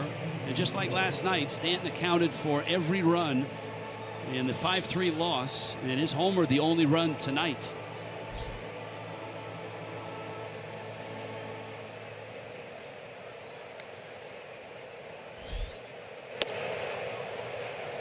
Realmuto takes out. JT has struck out, bounced out, looking for his first hit of the series. But again, he's got company. D. Gordon looking for his first hit of the series. Yelich got a hit tonight. He's 1 for 3. Ozuna's 1 for 7 in the series. Rojas an 0 for 6. Realmuto smokes one in the gap. Left center field. A laser to left. Bounces off the base of the wall. And JT arrives at second with a bolt of a double. Great swing on this 19th double of the season for JT Realmuto. My goodness. Fastball splits the plate. JT turns it around off the base of the wall.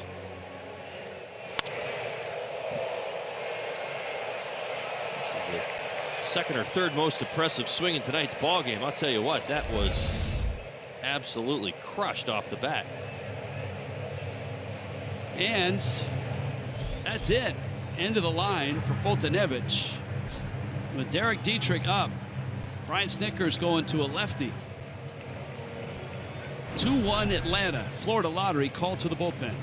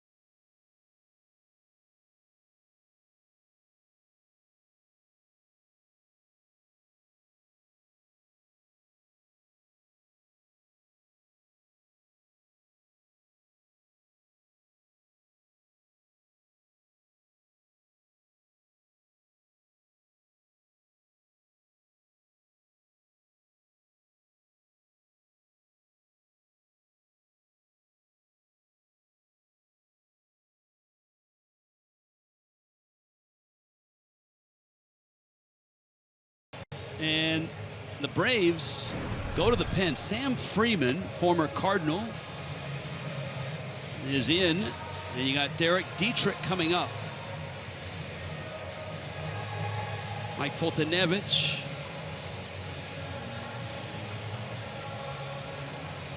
Both he and Dan Straley were super tonight. That's why you're looking at a 2-1 ball game in a park that has proved to be a pretty good park to hit in. Dietrich has singled and flied out. You've got Realmuto in scoring position, but it's lefty on lefty action here. And I like this lefty on lefty action. You want to know why? Derek Dietrich has handled lefties all season long. And the way he's swinging the bat, he could be dangerous in this spot. Breaking ball starts the at bat for a strike. I like it. I think the advantage may have swung back to the Marlins here. You see the numbers, 333 on the season against the lefties. He's hung in there. He's put together good at bats, and right now he is really on the fastball.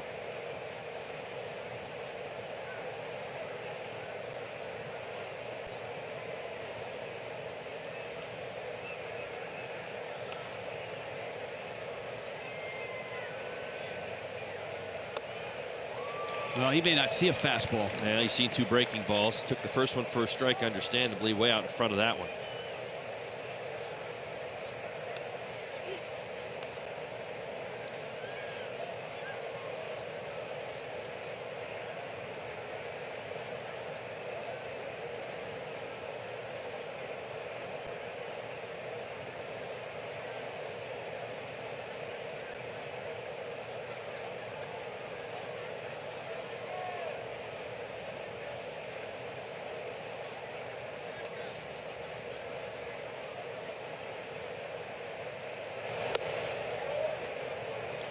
Take right there by Dietrich. His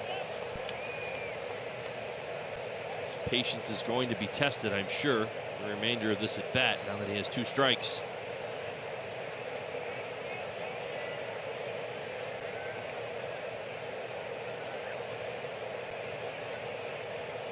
One, two coming. And he got him. Freeman, another breaking ball. And Dietrich goes down, and now you've got Talise, the switch hitter. 4 straight breaking balls from Freeman. Got to show him a fastball.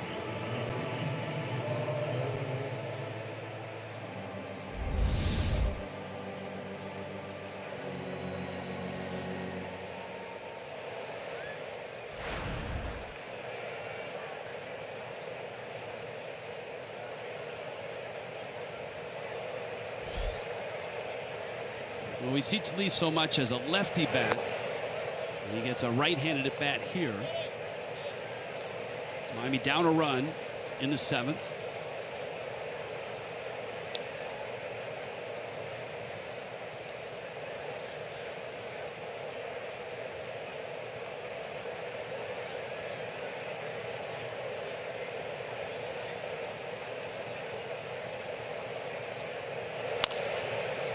Slowly hit left side. A lot of bodies over there. And Talise is thrown out. And Freeman gets the Braves out of the jam.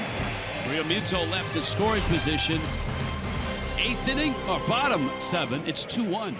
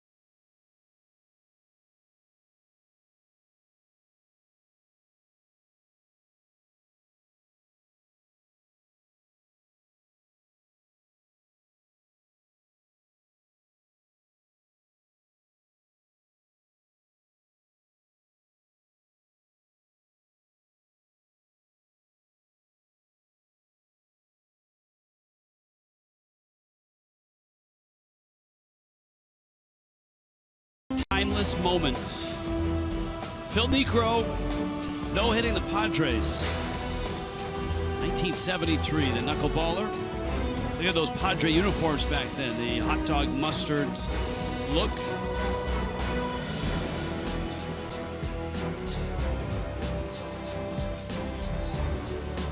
And that'll do it. Phil Niekro. A knuckleball no-no. Pretty cool. Knuckleball dancing that day. Lots of ground balls. Very common with knuckleballers when it drops into the zone. Hitters hitting over the top of it.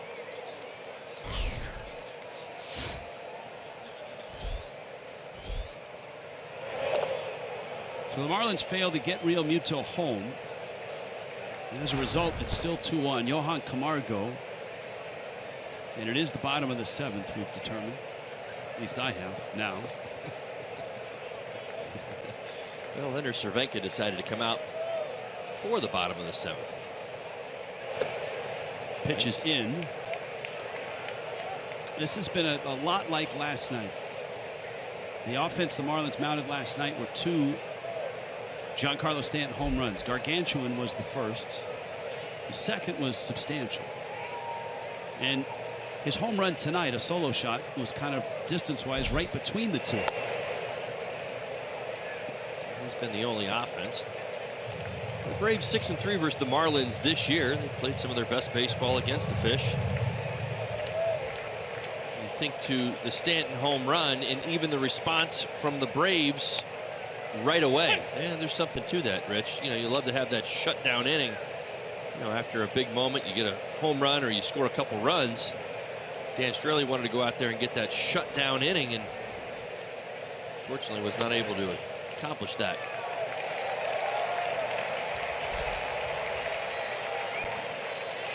Well, Camargo walks. Cervenka will face the switch hitting Albies here. You see Freeman's name on the box score. That's the pitcher's spot. And you would guess that you're going to see a pinch hitter here, maybe a Danny Santana.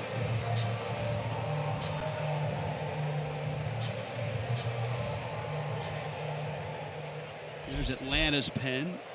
Ramirez, who's been really good lately, is getting ready for the 8th. In the dirt, Real Muto has it. JT wants to chat with Cervenka.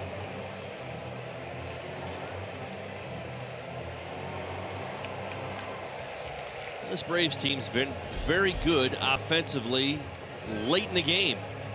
Braves have scored 187 runs in the 7th inning or later this season. 3rd most in baseball, most in the National League.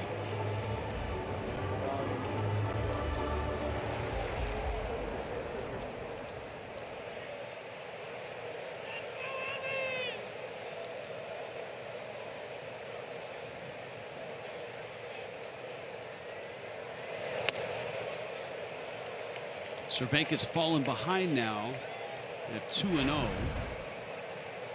Albies has 2 hits in the big leagues in 13 at bats. One was a 3-run homer from this side of the plate, and the other was a single in the 3rd against Dan Straley.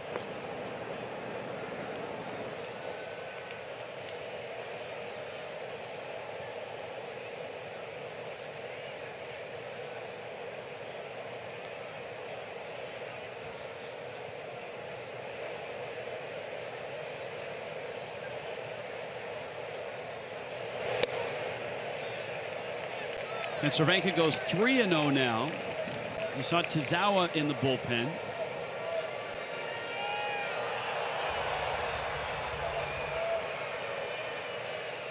Not a bad pitch. On the edge. Did not get the call.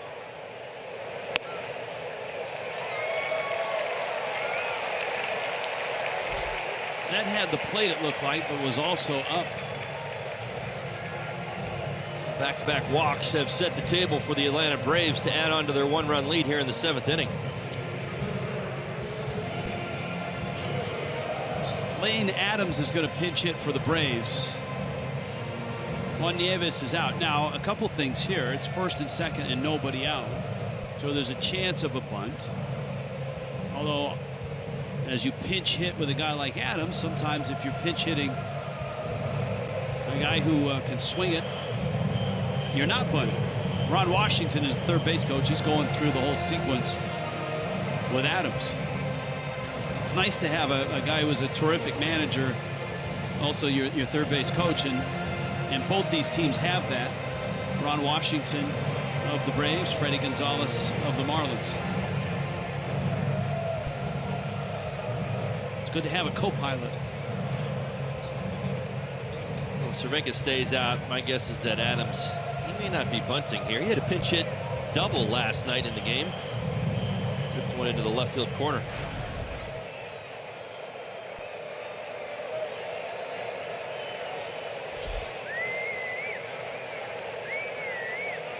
Let's see what he does.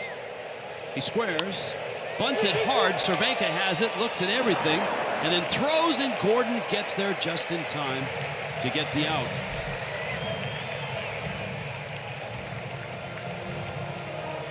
So after a couple of walks, a successful sacrifice.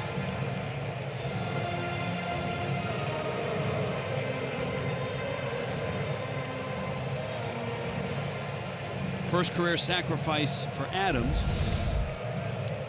Now Miami's infield's going to come in. At the very least, you get a lefty versus lefty matchup. Well, you'd think that would be an advantage, but Inciarte very good against lefties this year. That's why the Braves weren't afraid to bunt Adams. Hit .313 on the season. Inciarte chokes up and then wheels away from that pitch. It's 1-0. There you go. Tazawa's ready. Phillips is on deck. 2nd and 3rd, infield in.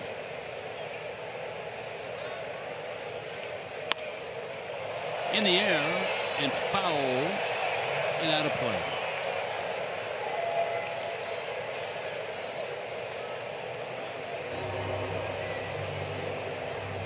What do you got? 50%, he's the big league average. There you go. 8 for 16 on the season for Inciarte. I guess you could, I mean, look, if you really wanted to extrapolate more out of that, you would run it with the infield in as opposed to the infield not in. Right. I just thought it was interesting. The league average is 50, and that's right where he sits.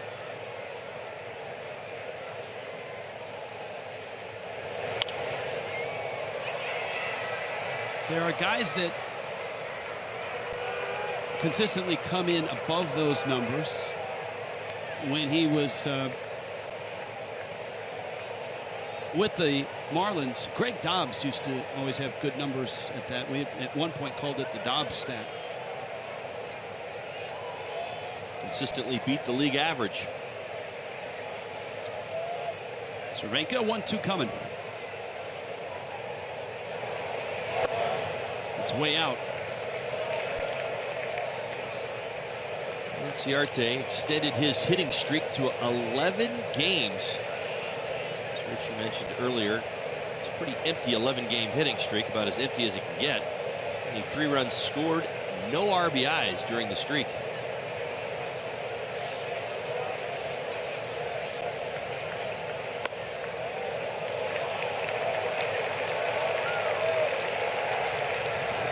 Well, for Cervenka, this is after getting a last out on a great play by Talise in the 6th. The bottom of the 7th has not gone well for him. Well, command has been an issue. 11 balls of the 15 pitches thrown. 2 walks, sacrifice bunt, infield in. Inciarte looking at a 3-2 from Cervenka. And he has walked. The base is loaded. And he probably isn't going to have to try to dig out of this hole. It'll be left to Junichi Tazawa because you got a right-handed bat in Brandon Phillips. Coming up, Florida lottery called to the pen.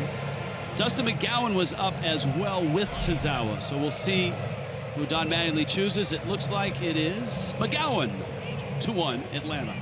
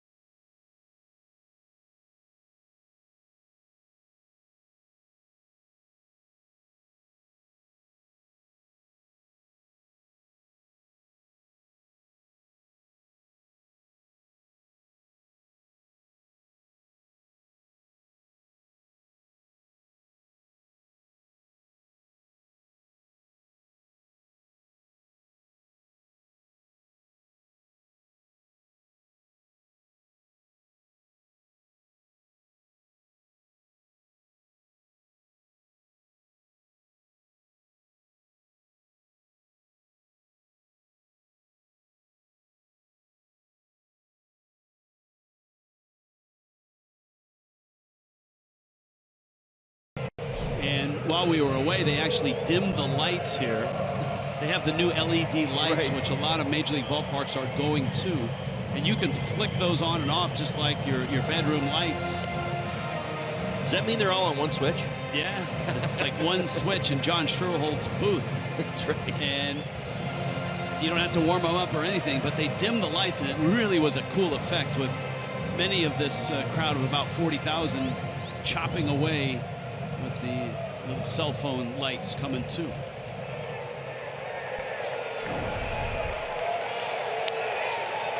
Not an easy spot here for Dustin McGowan, but he's had an outstanding season. His ERA under 3.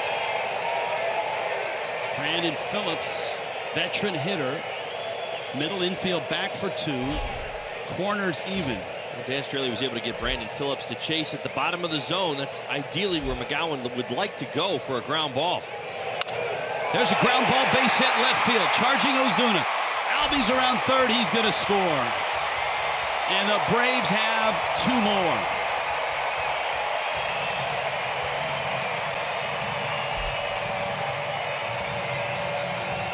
Three walks to load the bases. 2 of them have now scored. Well, here's the ground ball. Breaking ball at the knees, maybe a little bit below. Brandon Phillips stays on it, hits it hard past the diving Derek Dietrich. Speed of the Braves moving around those bases. See how quick Albies is, known for his speed. No throw from Marcell Ozuna.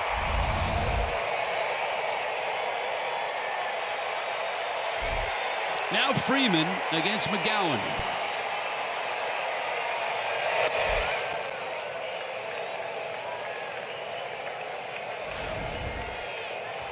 Still only 1 out. And that 1 out was the sacrifice bunt by Adams.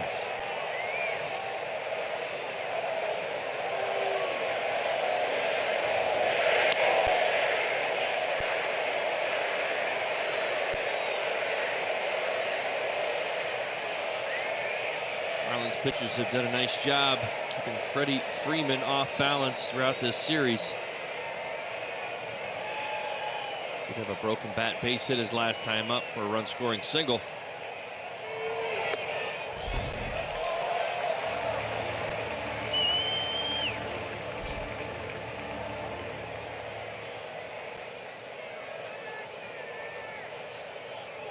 Two balls and a strike.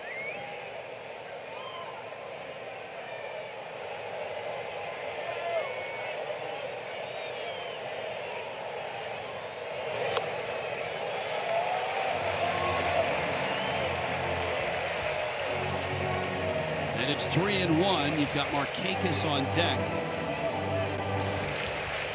Braves got 2 in the 6th inning. Freeman an RBI single, Markakis RBI double. Added 2 here.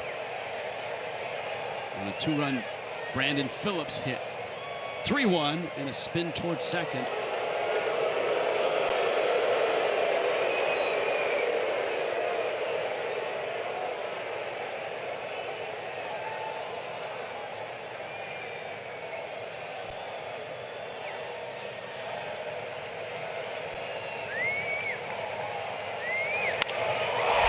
Freeman left center field. Back goes Ozuna at the wall.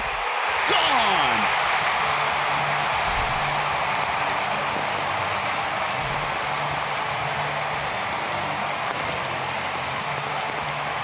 Opposite field. 3-run homer, and the Braves break it wide open. Now Freddie Freeman stepping into this at bat. 400 on the season with runners in scoring position. Was hunting a 3-1 fastball. He got it. Looked away, went away. Freddie Freeman has opposite field power. Shows it off with that swing.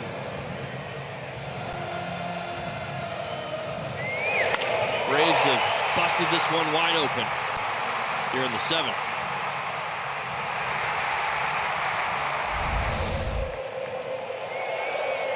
Markakis now.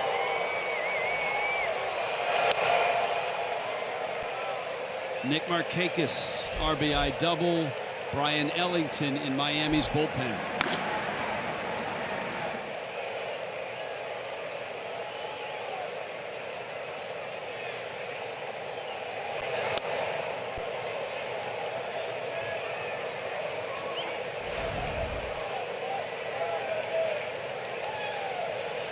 Last night Miami had a lead and it disappeared on one swing by Markakis. The 3-1 lead became a 4-3 Braves lead. Braves would add a run and win it 5-3. In this one, Giancarlo Stanton with a A long solo homer in the 6th. But it didn't last long. The Braves were able to get 2 in the 6th and have added 5 here in the 7th. Well, Rich, a common theme. We've talked about it an awful lot. Think back to May when the Marlins were struggling. Part of that was an awful lot of walks. This entire inning set up by 3 walks. D. Gordon flips to first in time. And believe it or not, that's the 2nd out. And here comes Kurt Suzuki.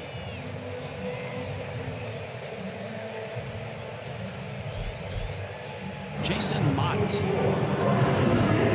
in Atlanta's bullpen.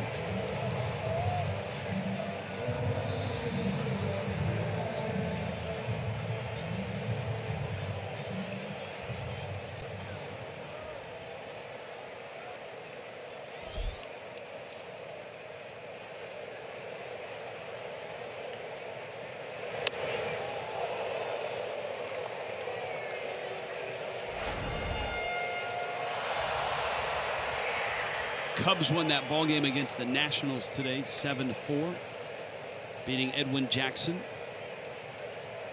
The big first inning is their former teammate. Rojas in time, but the bottom falls out for the Fish in the bottom of the 7th. 7-1 Atlanta.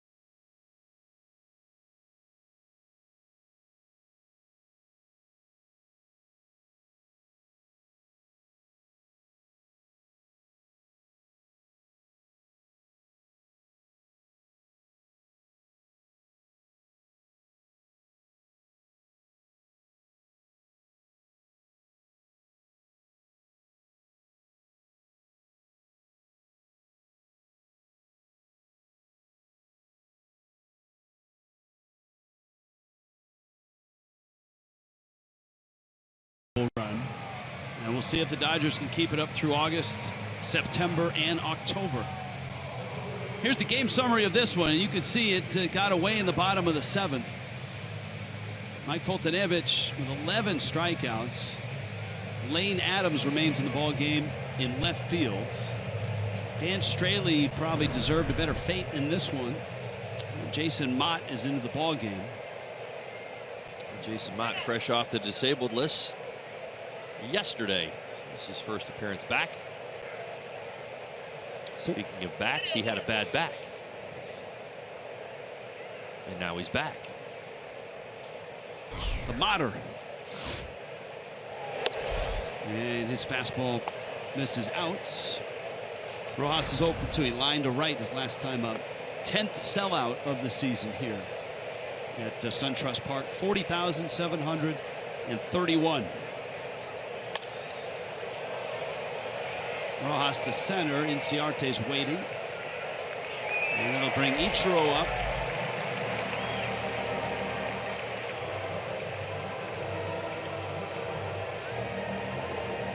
Ichiro pinch hitting here in the 9 spot.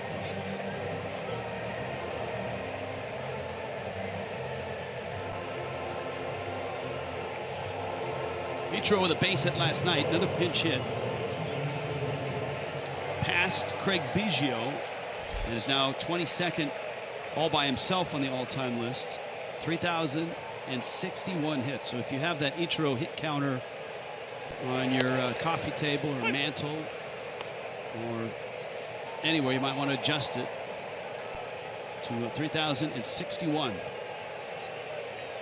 It was also his 18th pinch hit of the season. Creeping up on the club record set by Ross Glode, 2009, 21. Ross Glode was one of those guys that could just hit. Yes, he could.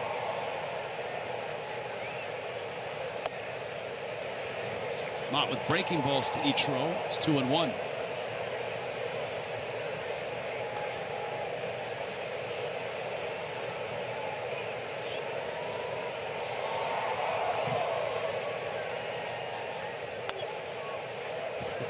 Ichiro,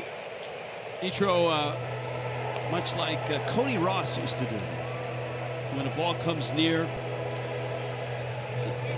he'll start the yelp before it gets there. Before it gets there, and so sometimes you get a yelp and the ball will miss.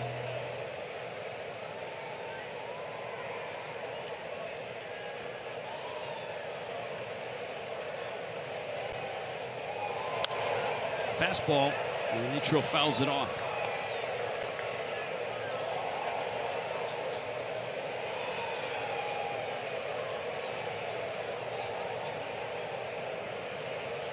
We've seen Marlin fans here the last couple of nights and in and around in Atlanta. I would think for Marlin fans in northern Florida and in the Panhandle, this is a popular spot to come. There are Braves fans certainly in those areas as well.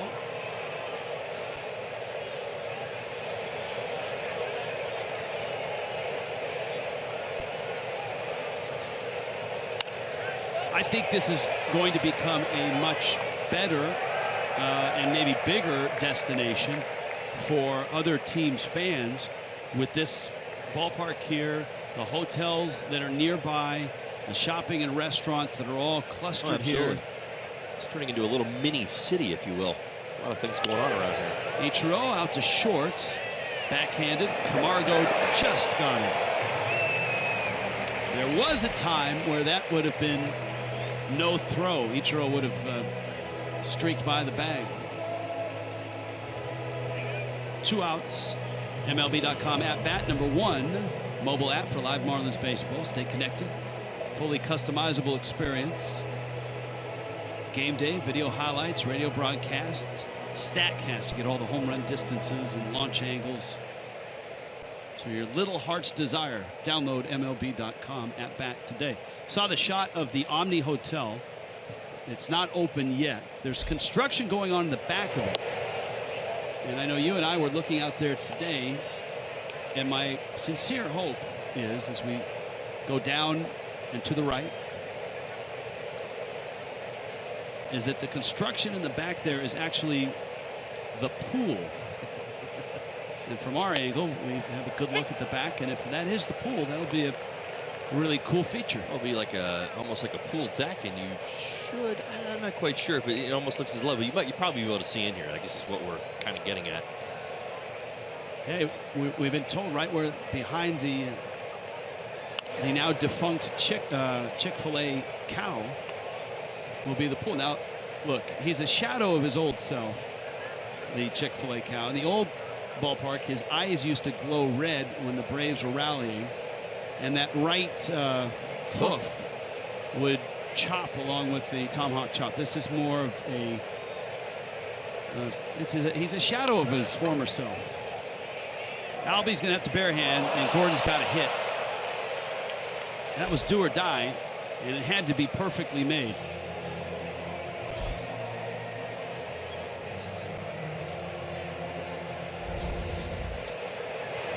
Lee Gordon beat by the pitch, gets it off the end of the bat just a little bit. Albie comes in and tries to make the barehanded spectacular play. Able to come up with the baseball. Lee Gordon aboard.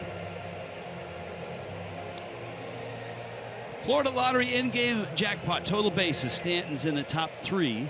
He had, if you didn't see it, just an incredible home run. Not just for the distance, 446 feet, but he brought my partner, Todd Hollinsworth, out of his seat with the pitch he hit and the swing he hit, and that's a liner to center. That's deep, and it's off the wall, and it caroms along the warning track. Gordon racing for third, Stanton around second, on his way to third, and Giancarlo adds a triple to his night. That nearly got out.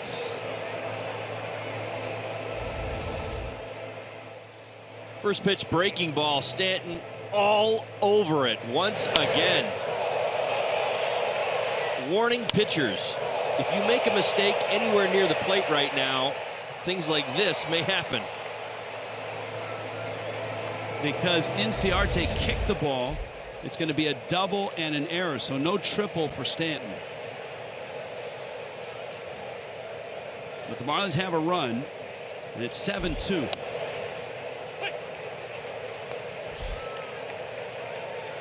Stanton gets the RBI. They sit. So he's driven every run in this series. Marlins have scored 5 times, and his 3 homers and a double have knocked in all 5. He's at third. There's 2 outs.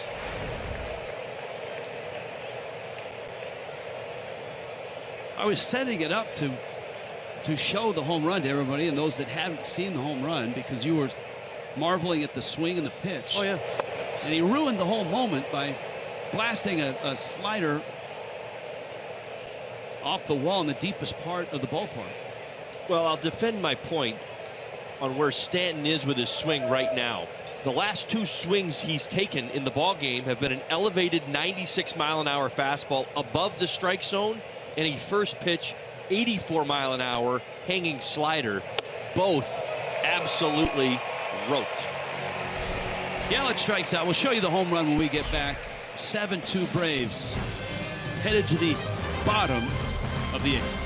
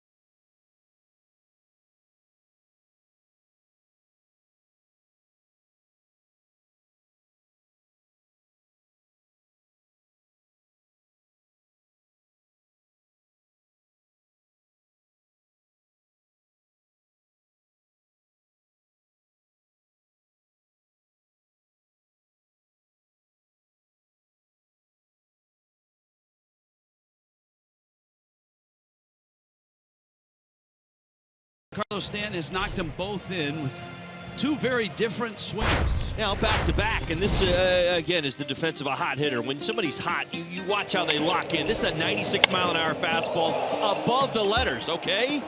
Guess what, Marlins fans? Here's the next swing he takes. Yeah, right. 84-mile-an-hour slider out over the plate. That's a hot hitter. Usually when a guy heats up, he's on something. Typically, it's the fastball. Sometimes you get hot, you'll be on breaking pitches, and maybe it'll be a slight combination of both, but very rarely do you see a guy so hot that he's on both consistently, and right now Stanton is definitely that. Go back to last night, you can even throw in the knuckleball. Brian Ellington is in. Jace Peterson pinch hits.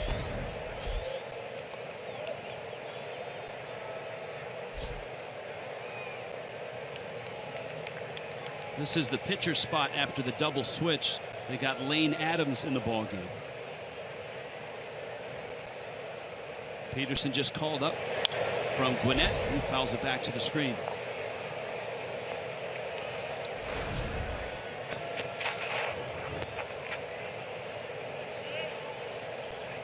Johan Camargo, Ozzie Albies due up here.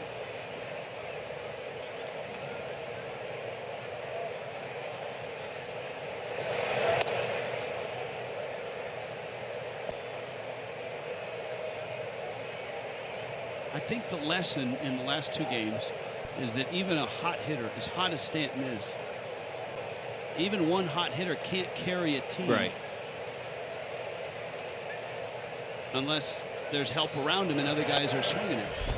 Well, you like to typically, when you say sometimes like, I think of Jay Bruce. Jay Bruce has kind of been known to do that throughout his career. You watch him heat up for a couple of weeks, and you know, you hear that phrase that's thrown around, he'll carry the offense. You're absolutely right. You want to get as many guys on around him. Peterson shoots one into left field for a hit.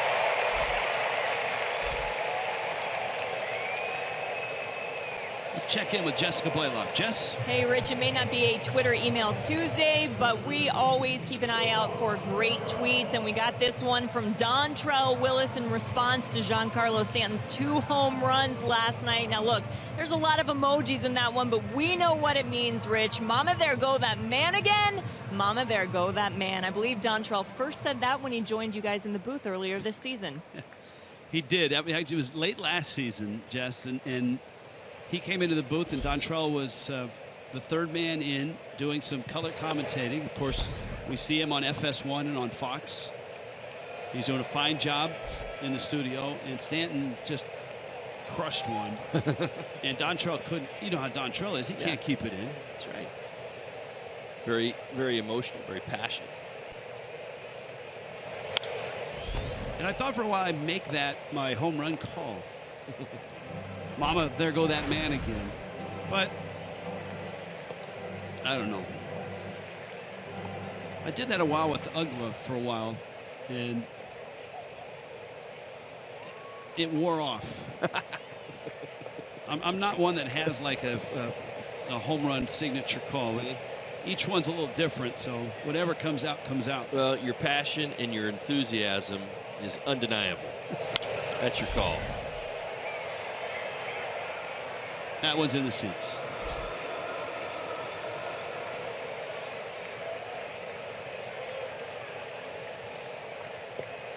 Now, a couple of nice outings for Ellington here of late. Command starting to come back around to give up a base hit to start this 8th inning. So Ellington looking to get in a rhythm, build off of some, like I said, a couple of quality previous outings.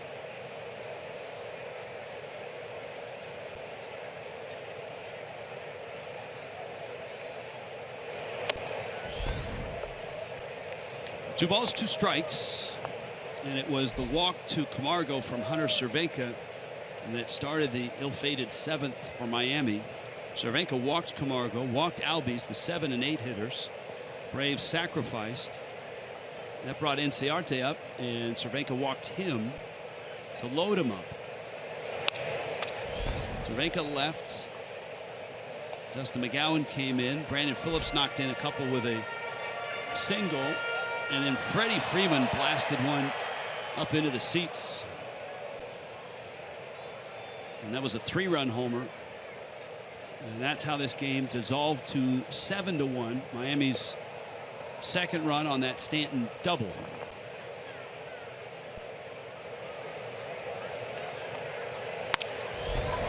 D. Gordon out there. Rojas pops out on the transfer.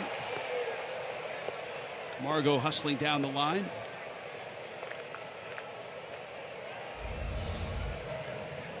Nice job, D. Gordon. Spin on his knees. Quick toss to Rojas. You see the clean catch.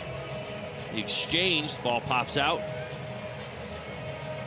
Marco will be safe at first.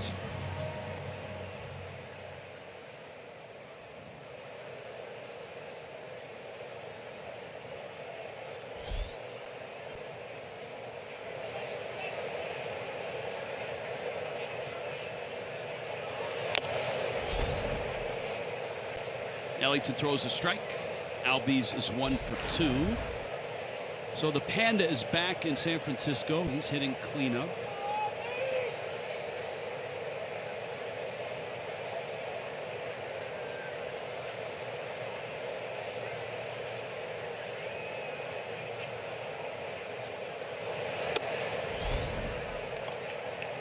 Just saw a story on MLB.com. AAA New Orleans was rained out and flooded out. Apparently heavy rain in New Orleans, and there's a shot of catcher Austin Nola swimming in the dugout tunnel on MLB.com. I don't know if that's a good idea. Eesh, that was close. Albies gets out of the way, thankfully so. Ellington throws hard. Sure does. 97 miles an hour. You need to be on your toes as a hitter, ready to move those feet. One gets away. It's been the case occasionally with Ellington, that fastball command.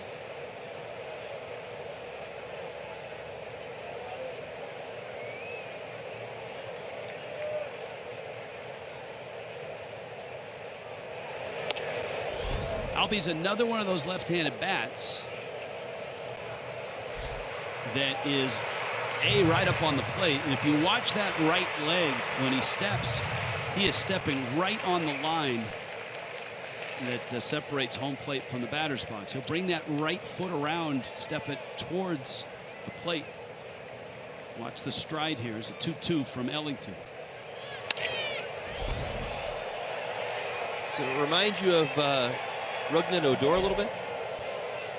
Yeah, without the extreme hack. Yeah, well, it's a pretty healthy hack for well, he's 5'9", 160 pounds. See, that foot is... Yeah, right on the line. That's the norm. That's the new norm, right, for hitters. A lot of hitters today really want to get that leg up early, generate that power, turn those hips in, and get that swing moving in the right direction even before that pitch is on its way. Ozuna is there, and he makes the catch. And I think two, and it's a double-edged sword.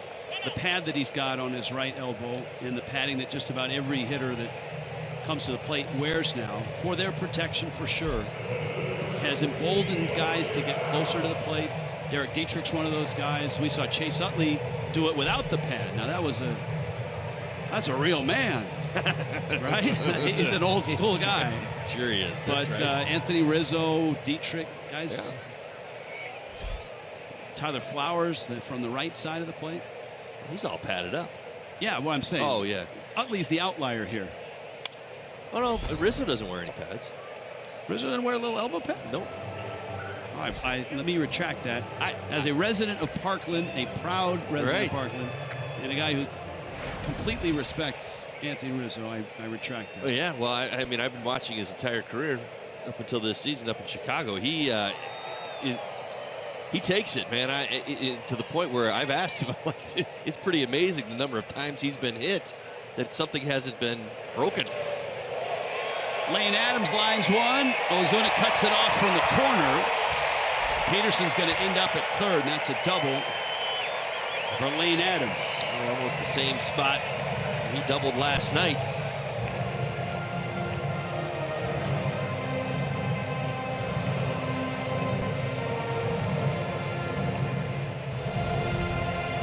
Tomorrow's starters, a 1 o'clock start for Marlins Live. Jose Urena, Lucas Sims.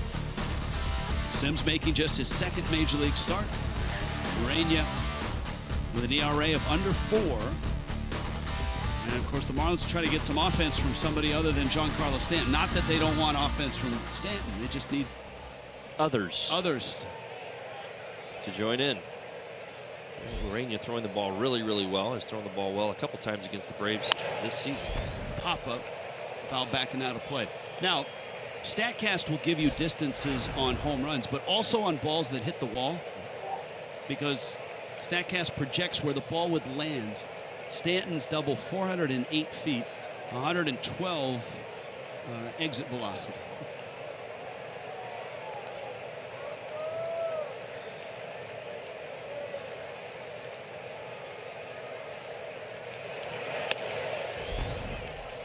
Still deciding in my mind which is more impressive, the fact that he hit the first home run or the fact that he followed up the first home run by hitting a hanging slider. You know, both impressive feats. Stanton in a very good spot offensively right now.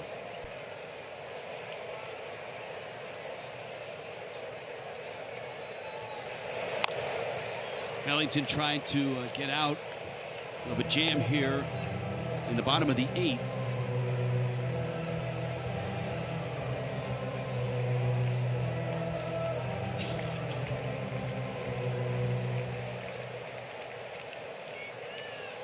A lot of rain in the Midwest as well. Kansas City rained out.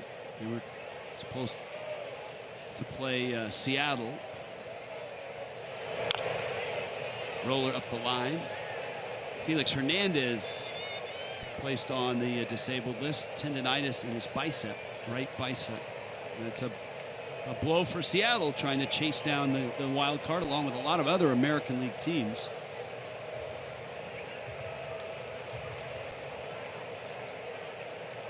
Colorado coming to Miami. Marlins will see him on next Friday. They're beating the Phillies tonight 8-1.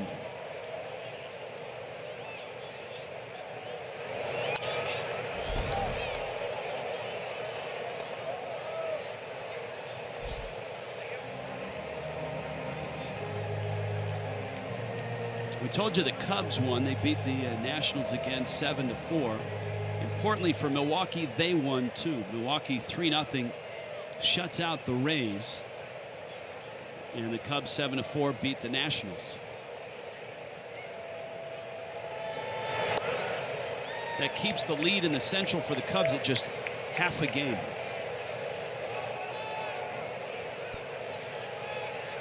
Milwaukee 59-53, and the Cubs 58-51.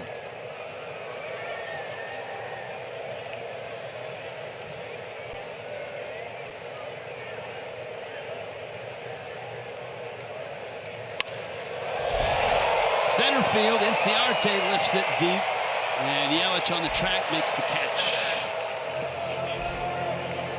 Atlanta 7, Miami 2. 9th inning arrives in Atlanta.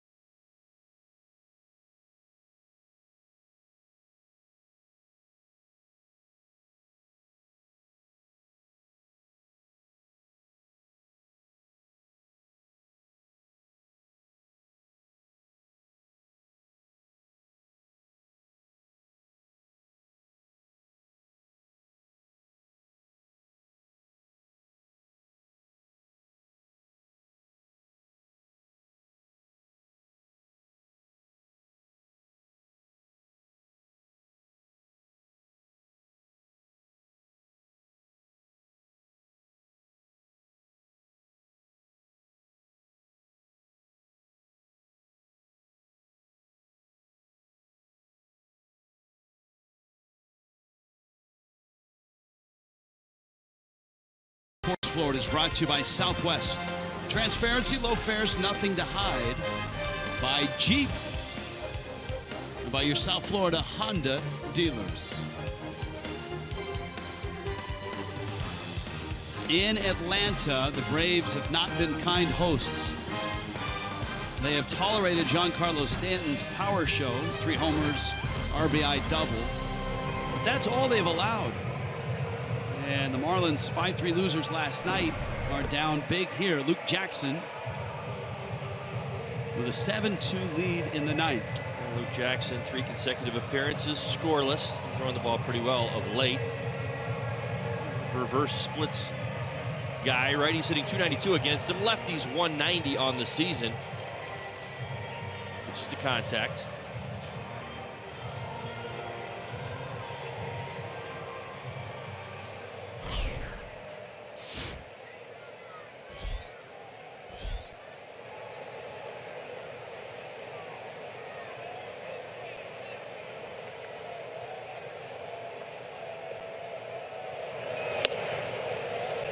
Jackson throws a strike. Marcell Ozuna.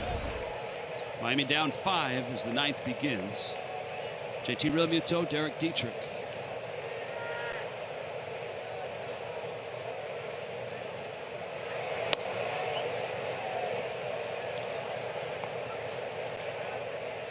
This fantastic Marlins road offense needs to get going.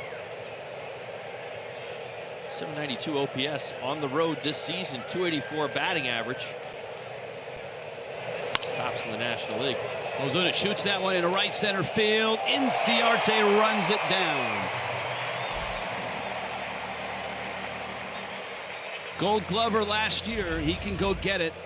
And that is our Bonefish catch of the game. You know, some outfielders, some center fielders, they run good routes. Some have great speed to close. Some have both. Inciarte is one of those. Crack of the bat, picked a nice line.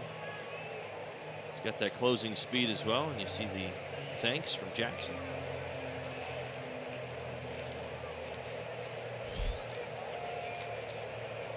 Inciarte is an impressive one out in center field. Covers a lot of ground.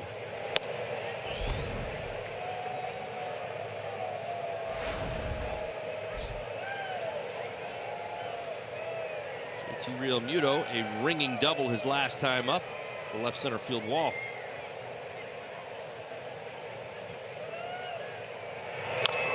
All right, so I'm always curious about this. If he got to third and it was a triple, would it be a ringing triple, or is ringing just used for doubles? Just doubles. Okay. Now that we've established that, what's the word for triples? What if he hits a 110-mile-an-hour triple off the wall like he did? What's the adjective for that? Legged out. Wow, but that's now you're describing. Triple, though. Okay. So anything that's a triple, you leg it out? Yeah, you got to go an extra 90 feet. I'm going to stick with that.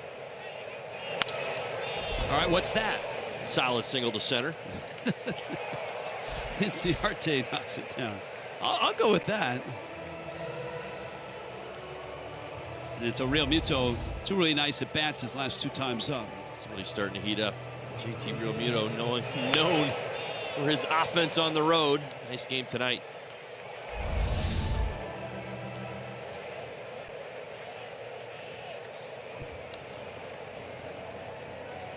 Stan's ball was a double because Inciarte dropped it when he tried to pick it up on the warning track, and Stanton did slow around second. But I would have a hard time saying Stanton on that ball, if that was a clean triple, I would have a hard time saying he legged it out because he knocked the stuffing out of it. Well, here's what I know. If D. Gordon would have hit it, they probably would have just given him a triple and probably not an error. How about that? That's probably true. Dietrich shoots it into left field. He's got a hit. Miami with the 3 at bats. Remember, Ozuna's ball was flagged down by Inciarte racing into the gap in right center. Tomas Talis comes up. And we'll see if the Braves, after Luke Jackson's given up a couple hits here, get their bullpen stirred up a little bit.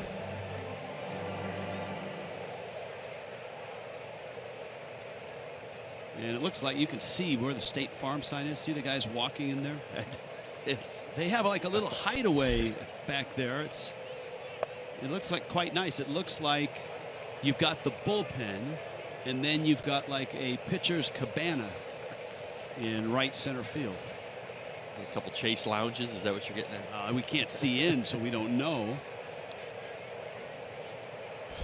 See, that's the bullpen. I don't know that we can even move that camera. I think that's stationary. Yes. But if you're able to shoot it from above, now there's the Marlins bullpen. Well, we can get all we can see all in the Marlins bullpen, but we can't see in the Braves bullpen. No, the Braves the brick wall. Right. Well, not really. No, I think isn't that behind that wall is where everybody's hiding? No, behind those. See those little red panels? Oh, that's where those guys emerged from. They sort of opened a trap door and came out.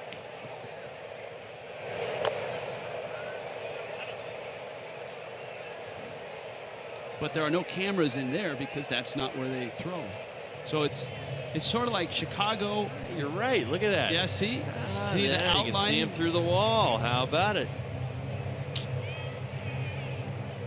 Of course, in Chicago now, behind the ivy, you can, from the bullpens, you have little windows you can see out, but you can't see in except on camera. And whenever there's a rain delay or a home run, and the bullpens have their dance-offs. You were on top of it. How about it? See, there's a restroom.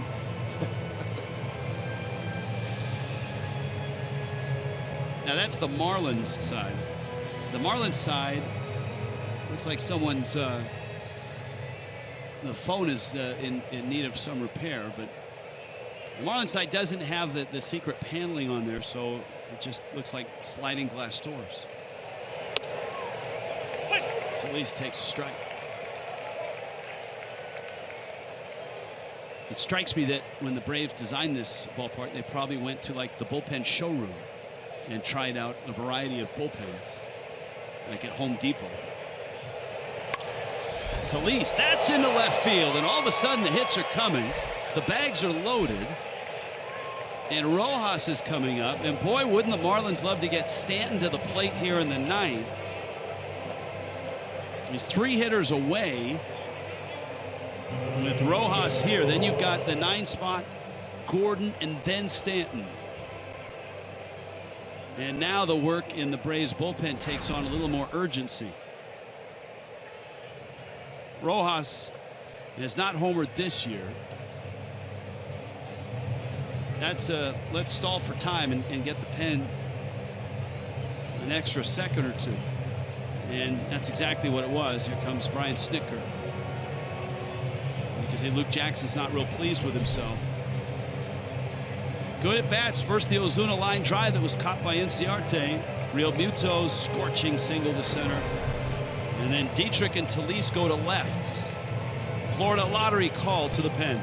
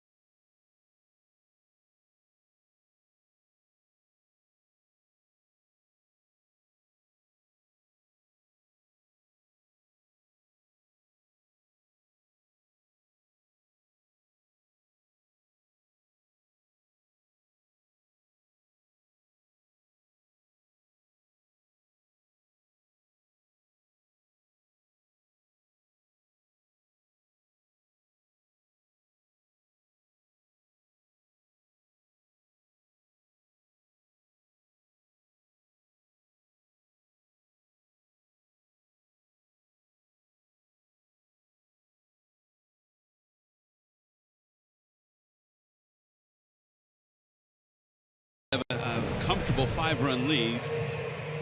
Although things have escalated here. The role that Vizcaíno is in to essentially put out the fire, and it is a save situation. Yeah, that's right. So you bring in your closer. Owns a 1.76 ERA over his last 33 games. Picked up the save last night. 97 to Rojas. Miguel 0 for 3 tonight, and 0 for 7 in the series. Vizcaíno, 97, 99 on the fastball. Good slider. Tyler Moore is on deck.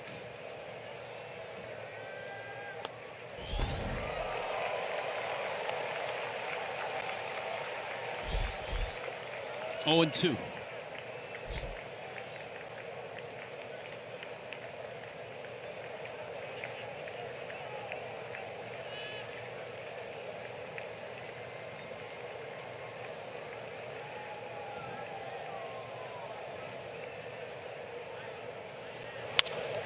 Rojas back to Vizcaíno, comes to the plate. Suzuki has to find the plate after lunging for the throw. The Braves get the out at home, and there's 2 outs. Now Vizcaíno, one hopper back to the mound, slows down.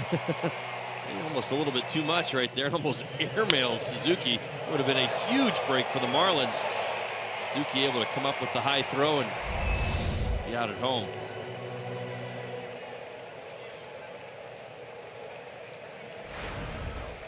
Well, here's Moore now. Last chance for Miami. They're down to their last out. Gordon is on deck, and then Stanton. And Vizcaíno spins it up there for a strike.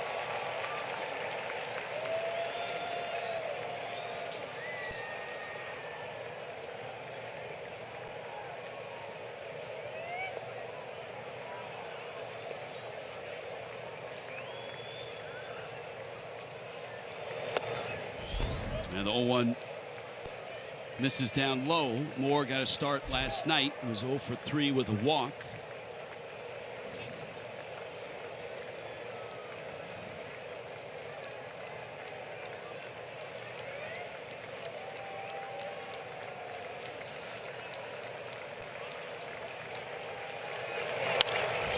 And a high pop-up infield. Albies and Freeman. Albies calls and makes the catch. And the Braves have taken the first 2 here in Atlanta.